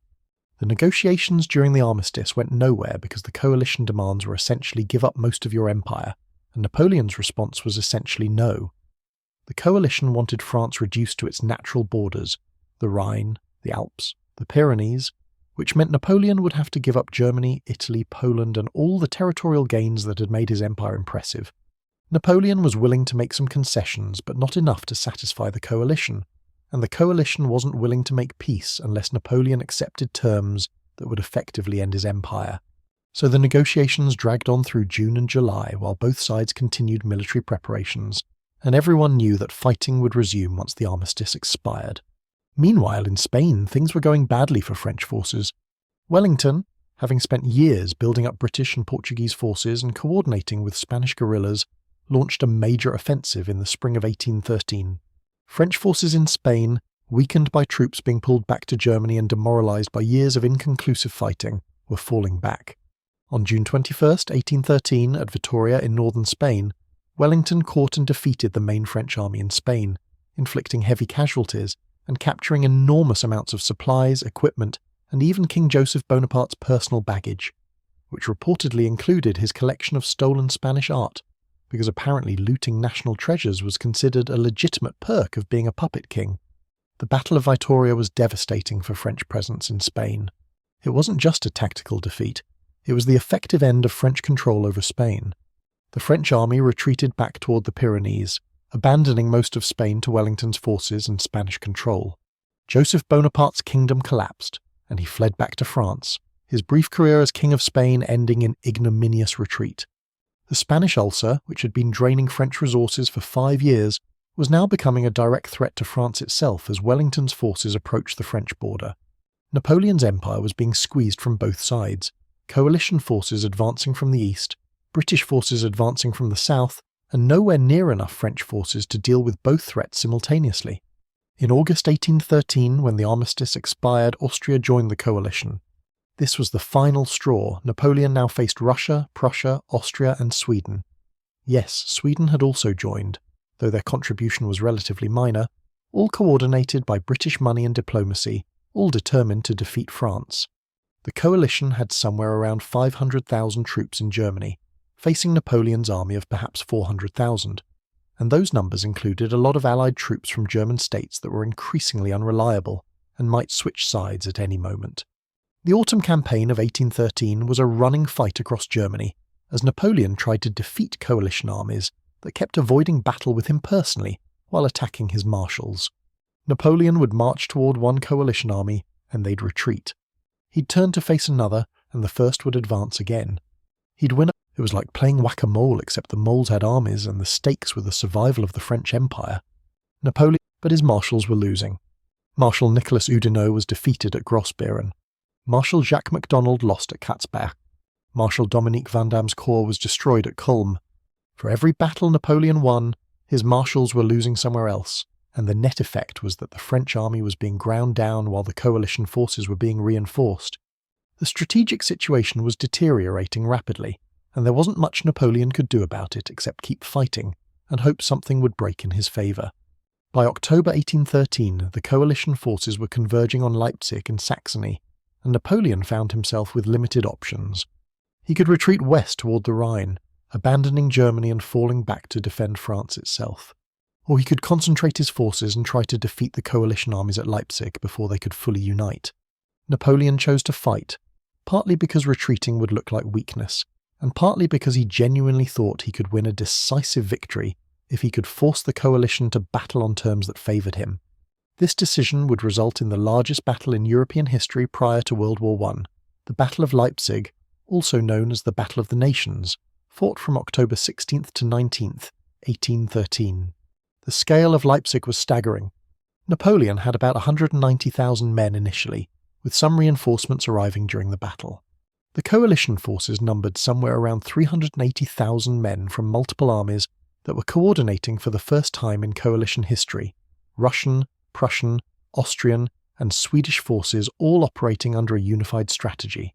This was nearly 600,000 men fighting in and around a single city, making Leipzig larger than Austerlitz, larger than Wagram, larger than any single battle that had come before. The battlefield covered something like 20 square miles, with fighting happening simultaneously in multiple locations, and the coordination challenges for both sides were enormous. The battle began on October 16th with coalition forces attacking French positions from multiple directions. Napoleon's strategy was to hold the coalition attacks while concentrating force against one sector, breaking through and then rolling up the coalition flanks. It was a reasonable plan, and it almost worked. French forces made significant progress against coalition lines on the first day, but the coalition had too many troops and too much depth. Every time, the fighting on October 16th was intense but inconclusive, with both sides taking heavy casualties without either achieving a decisive advantage. October 17th was relatively quiet, with both sides reorganizing and preparing for resumed fighting. This lull was deceptive. Coalition forces were being reinforced, growing stronger by the hour as additional units arrived, while Napoleon's forces were isolated and couldn't be reinforced because all available French troops were already committed. The arithmetic was becoming impossible. Napoleon was facing a coalition force that outnumbered him 2-1 and was growing stronger while his forces were growing weaker. But October 18th saw fighting resume across the entire battlefield as coalition forces launched coordinated attacks from all directions. This was the decisive day of the battle, and it went badly for the French. The sheer weight of coalition numbers was overwhelming French positions. French forces fought well. These were still soldiers of the Grande Armée trained in Napoleonic methods and loyal to their emperor. But there were simply too many enemies attacking from too many directions. And then, in the middle of the battle, Saxon troops in Napoleon's army switched sides, turning their guns on their former French allies and opening a gap in the French lines that coalition forces immediately exploited. This wasn't entirely unexpected. The German states had been wavering for months, but it was devastating at the moment it happened. By the evening of October 18th, Napoleon recognized that the battle was lost. His army was being pushed back toward Leipzig from all sides, casualties were mounting, ammunition was running low, and the coalition forces showed no signs of stopping their attacks. He ordered the retreat from Leipzig was chaotic. Hundreds of thousands of men trying to funnel through the city and cross a single bridge over the Elster River, while coalition forces pressed them from behind. The bridge was supposed to be destroyed only after the French army had crossed, but it was blown up prematurely, whether by accident or panic is debated, trapping thousands of French soldiers on the wrong side of the river, where they were killed or captured by advancing coalition forces. The casualties from Leipzig were horrific. Napoleon lost something like 73,000 men killed, wounded, captured, or missing, plus enormous amounts of equipment and supplies. The coalition forces lost about 54,000. But more important than the immediate casualties was what Leipzig represented. Napoleon had been decisively defeated in a major battle with all of Europe watching. His army had been forced to retreat, had lost men it couldn't replace, and had left Germany open to coalition occupation.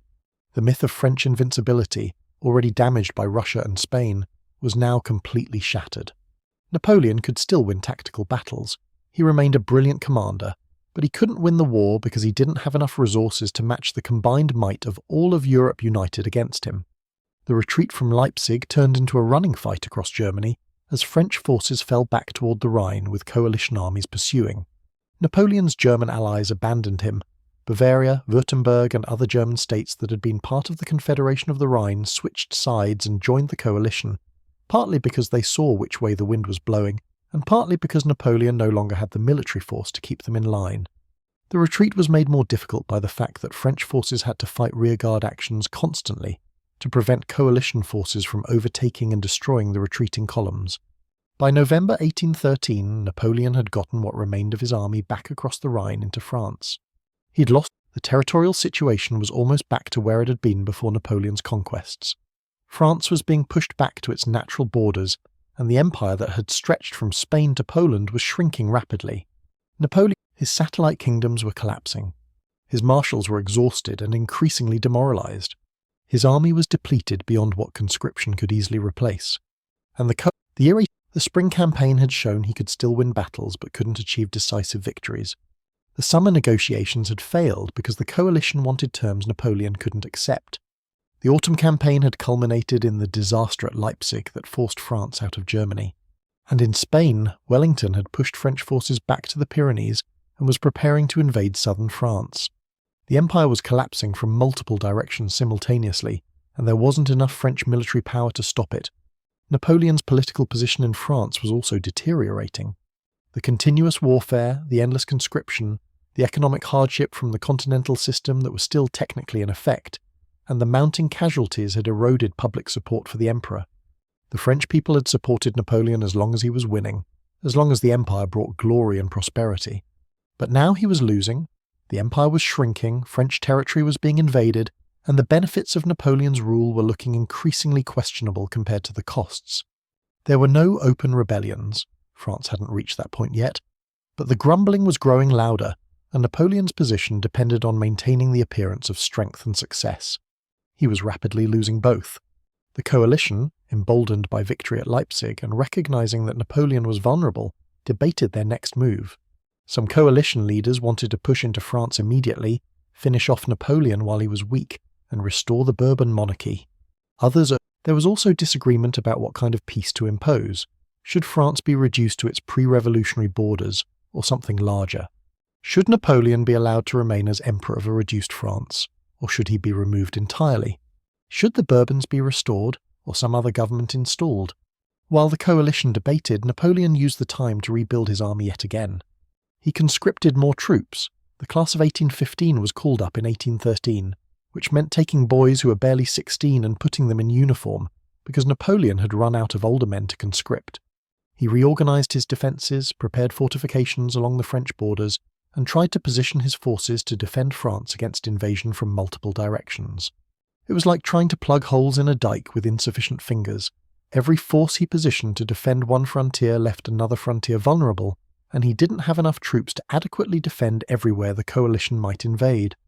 The year ended with the coalition poised to invade France from the east, while Wellington prepared to invade from the south, with Napoleon commanding a depleted army that was increasingly composed of teenagers and old men, and with the French Empire reduced to France itself, plus some increasingly shaky control over northern Italy. Napoleon's situation was desperate, but he wasn't giving up. He would fight to defend France, would try to achieve the kind of brilliant defensive campaign that might force the coalition to offer reasonable peace terms, and would hope that somehow the coalition would fracture or make mistakes that he could exploit. It was a lot. The disaster of 1813 had transformed Napoleon's strategic situation from trying to maintain an empire to trying to avoid complete defeat. The Battle of Leipzig had been the decisive turning point, the moment when the accumulated weight of coalition forces finally broke through French defences and forced Napoleon into irreversible retreat. All the earlier defeats, Spain, Russia, even the tactical setbacks in 1813, had been recoverable in theory. Leipzig made it clear that recovery wasn't possible, that the empire was doomed, and that the only question remaining was whether Napoleon would accept inevitable defeat gracefully or whether he'd fight until forced to surrender. Given Napoleon's personality, nobody was betting on graceful acceptance. As 1814 began, Napoleon was preparing to fight the most desperate campaign of his career, defending France itself against a coalition that had grown from a few nations to essentially all of Europe, fighting with an army that was a shadow of the Grande Armée that had conquered the continent, and facing the possibility that everything he'd built over 15 years would be destroyed in the coming months.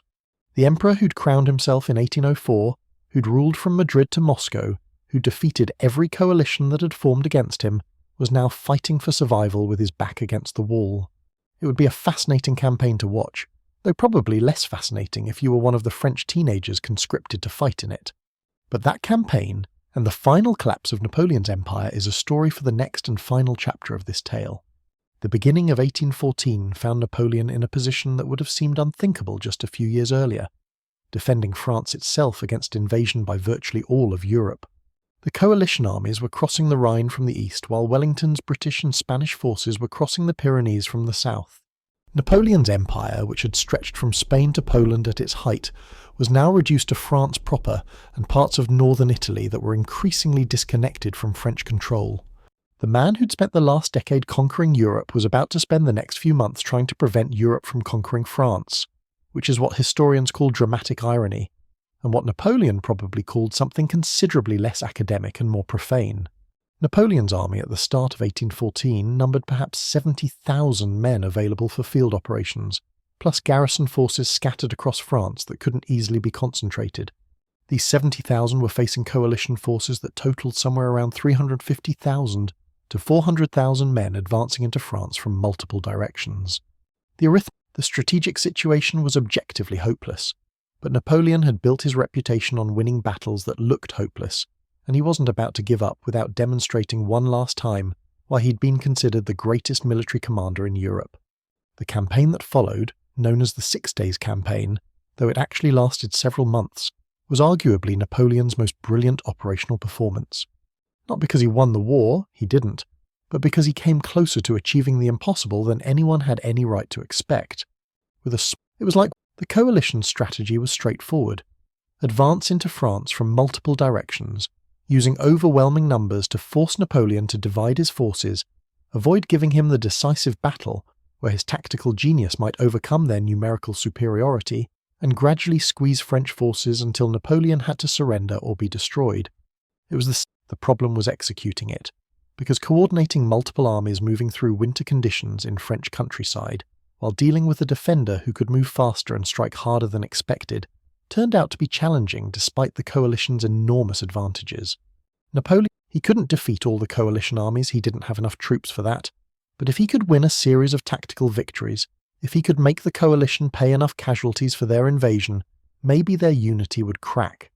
Maybe Austria would decide that restoring the Bourbons wasn't worth continued fighting.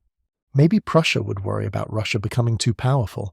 Maybe the coalition would offer peace terms that allowed Napoleon to remain as emperor of a reduced France.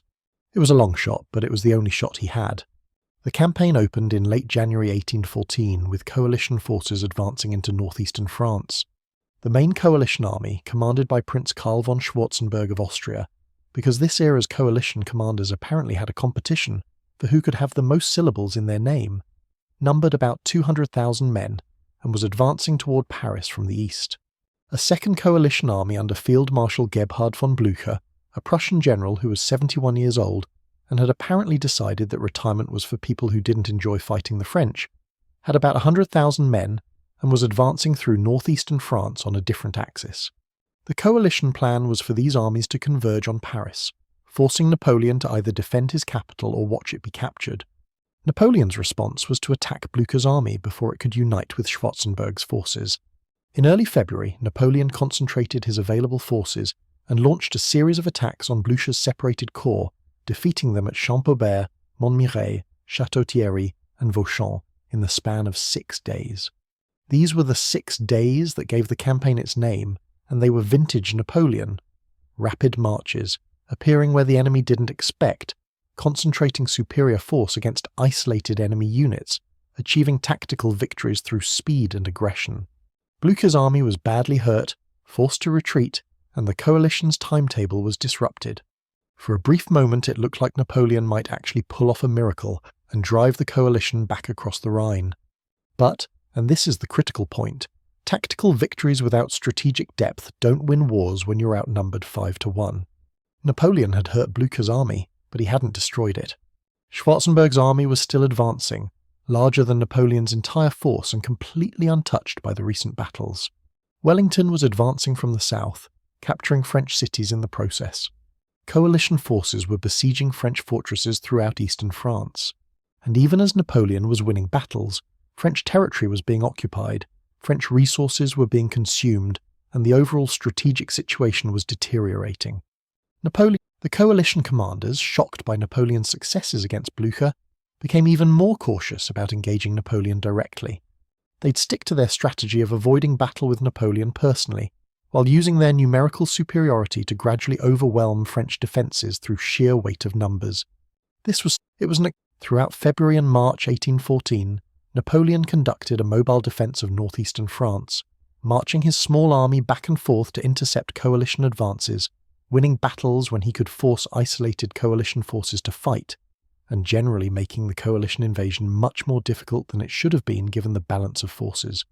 He attacked at Craonne and Laon in early March, achieving mixed results, some tactical successes, some setbacks, but consistently demonstrating that French forces could still fight effectively despite being outnumbered. But Napoleon couldn't be everywhere at once, and the coalition was advancing on multiple fronts. While he concentrated against Schwarzenberg's army, Blücher's forces would advance.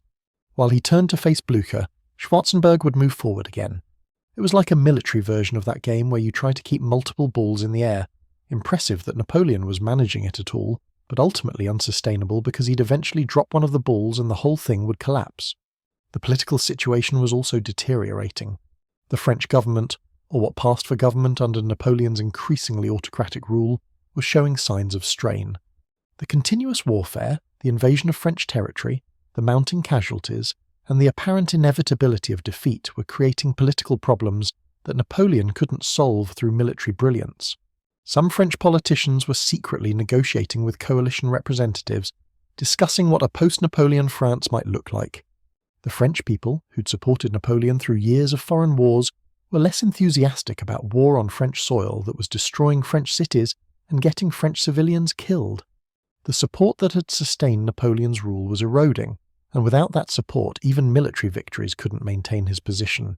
Meanwhile, in southern France, Wellington was systematically defeating French forces and advancing northward.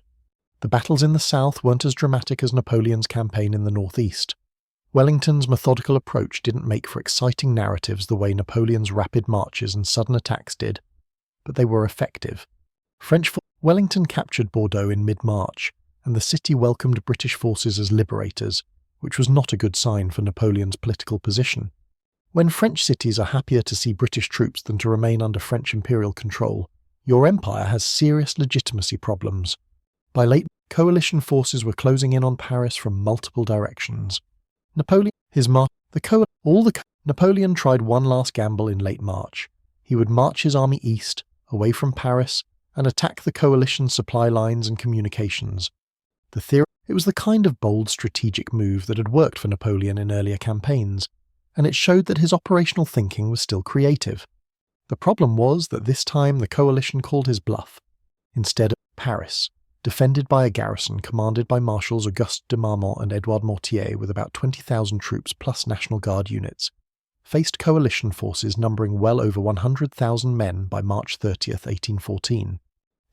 By the evening of March 30th, after a day of fighting that caused several thousand casualties on both sides and considerable damage to parts of Paris, the French commanders agreed to surrender the city. On March 31st, coalition forces entered Paris in triumph, the first time foreign troops had occupied the French capital since 1815. Wait, that's not right. Since before the Revolutionary Wars, which was about 2 decades earlier but felt much longer, given everything that had happened in the interim. Napoleon, marching toward Paris when he learned the capital had surrendered, found himself in an impossible position. His army was intact but isolated. Paris was occupied by coalition forces. His marshals were telling him that continued resistance was pointless. Coalition representatives were offering terms, harsh terms, but terms that would allow him to survive if he abdicated. The alternative was to continue fighting a war that was clearly lost, sacrificing more French lives for a cause that no longer had any realistic chance of success. Napoleon, who'd never voluntarily given up on anything in his life, who'd built his entire career on refusing to accept defeat, now had to decide whether to continue a hopeless fight or accept reality. The decision was made for him, in a way, by his marshals. On April 4th, 1814, at Fontainebleau, Napoleon's senior commanders essentially told him that they wouldn't continue fighting. Marshal Michel Ney, who'd been with Napoleon since the 1790s and had fought in virtually every major campaign, reportedly told Napoleon that the army will not march on Paris. This was as close to a mutiny as the marshals would come. They weren't overthrowing Napoleon or arresting him, but they were refusing to follow him into continued war. For Napoleon, who'd relied on the loyalty of his marshals throughout his career, this was devastating. But it was also realistic. The war was lost, Paris was occupied, and continuing to fight would just get more French soldiers killed without changing the outcome. On April 6, 1814, Napoleon abdicated as Emperor of France. The document was simple and formal, stating that he renounced for himself and his heirs the thrones of France and Italy, because there is no personal sacrifice, even that of life, which he is not ready to make in the interests of France. This was probably more dramatic than the situation required.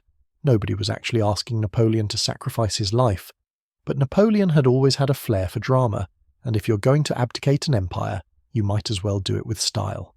The coalition representatives accepted the abdication, and, in a gesture that was simultaneously magnanimous and insulting, granted Napoleon sovereignty over the island of Elba, a small island off the coast of Italy, with about 12,000 inhabitants. Napoleon Bonaparte, former Emperor of France and ruler of most of Europe, was now Emperor of Elba, population 12,000, area approximately 86 square miles. The treaty granted him an annual pension of 2 million francs, which sounds generous until you realise he'd been emperor of an empire with tens of millions of subjects and was now going to be ruling an island you could cross on foot in a day. He was allowed to keep the title of emperor, which was a nice gesture but also somewhat absurd given his new domain. His wife Marie-Louise and son the King of Rome were sent to Austria, ostensibly for their safety, but in practice they were being kept away from Napoleon to prevent any dynasty-building schemes. Napoleon was allowed to take a small personal guard of about 600 men to Elba, presumably because the coalition figured that 600 men on an island wasn't enough to threaten anyone. This assessment would prove to be slightly optimistic, but that's a story for a different time. On April 20th, 1814, Napoleon said goodbye to his old guard at Fontainebleau in a scene that has been dramatised in paintings and literature for 2 centuries. He addressed the soldiers who'd fought with him through years of campaigns, thanked them for their service, told them he would have preferred to die at their head rather than survive to see this day, and generally delivered the kind of emotional farewell that guaranteed his place in history as a tragic figure. The soldiers, many of whom had been with Napoleon for years and had never imagined seeing him defeated, were reportedly in tears. Napoleon kissed the regiment's flag, because if you're going to have an emotional farewell scene, you commit to the drama, and then departed for Elba, ending his first reign as Emperor of France after just under a decade. Louis XVIII returned to France in May 1814, presumably thinking that the last 22 years of revolution, republic, consulate and empire had been an unfortunate interruption in legitimate Bourbon rule, and now everything could go back to normal. This assessment of the situation was, to put it charitably, optimistic. France had changed dramatically since 1792. The French people had experienced revolutionary ideals, national glory under Napoleon, and social mobility based on merit rather than birth. The Congress of Vienna began meeting in September 1814 to redraw the map of Europe after Napoleon's defeat. The major powers, Britain, Austria, Prussia and Russia, along with representatives from other European states, gathered to decide what post-Napoleonic Europe would look like. The Congress would continue through early 1815, producing a settlement that would, more or less, keep Europe peaceful for the next several decades. Napoleon, meanwhile, was on Elba, technically an emperor but functionally an exile, ruling an island that was beautiful but tiny, with no real power and limited prospects. What's clear is that Napoleon was 45 years old, in relatively good health despite various ailments, bored out of his mind on Elba after a career spent commanding hundreds of thousands of troops, and probably not ready to accept that his political career was permanently over. First, tactical brilliance wasn't enough when you were outnumbered 5-1 and fighting on multiple fronts. Second, even Napoleon's marshals had limits to their loyalty. When continued fighting became obviously pointless, they weren't willing to sacrifice more lives for Napoleon's personal glory. Third, French public support for Napoleon's rule was contingent on success, and defeat, especially defeat that brought foreign armies onto French soil, eroded that support rapidly. The campaign also revealed the evolution of coalition warfare. The coalition in 1814 had learned from their earlier defeats. They'd coordinated their strategies, avoided giving Napoleon the decisive battles where he could use his tactical genius to overcome numerical disadvantages, and used their superior resources to grind down French forces through attrition. It wasn't glamorous. Cautiously avoiding battle with a smaller enemy force doesn't make for heroic narratives, but it was effective. The coalition had figured out how to beat Napoleon not by matching his brilliance, but by refusing to fight on his terms. For France, the end of Napoleon's first reign was complicated. On one hand, the wars were over, which meant no more conscription, no more casualties, no more economic strain from supporting continuous military campaigns. On the other hand, France had gone from being the dominant power in Europe to being a defeated nation, occupied by foreign troops and forced to accept harsh peace terms. The glory years of Napoleon's empire were over, replaced by the restored Bourbon monarchy that most French people viewed with suspicion at best and hostility at worst. The revolutionary ideals that had motivated France for 2 decades, liberty, equality, fraternity, careers open to talent regardless of birth, were being replaced by traditional monarchy and aristocratic privilege. The soldiers of the Grande Armée faced an uncertain future. Veterans who'd spent years fighting across Europe were being discharged. returning to civilian life in a France that had changed during their absence. Many of them had known nothing but military service. They'd been conscripted as teenagers, had spent their entire adult lives in the army, and now had to figure out how to be civilians in a peacetime economy. Some would find success in civilian careers. Others would struggle, unable to adjust to a life without the structure and purpose that military service had provided. All of them would carry memories.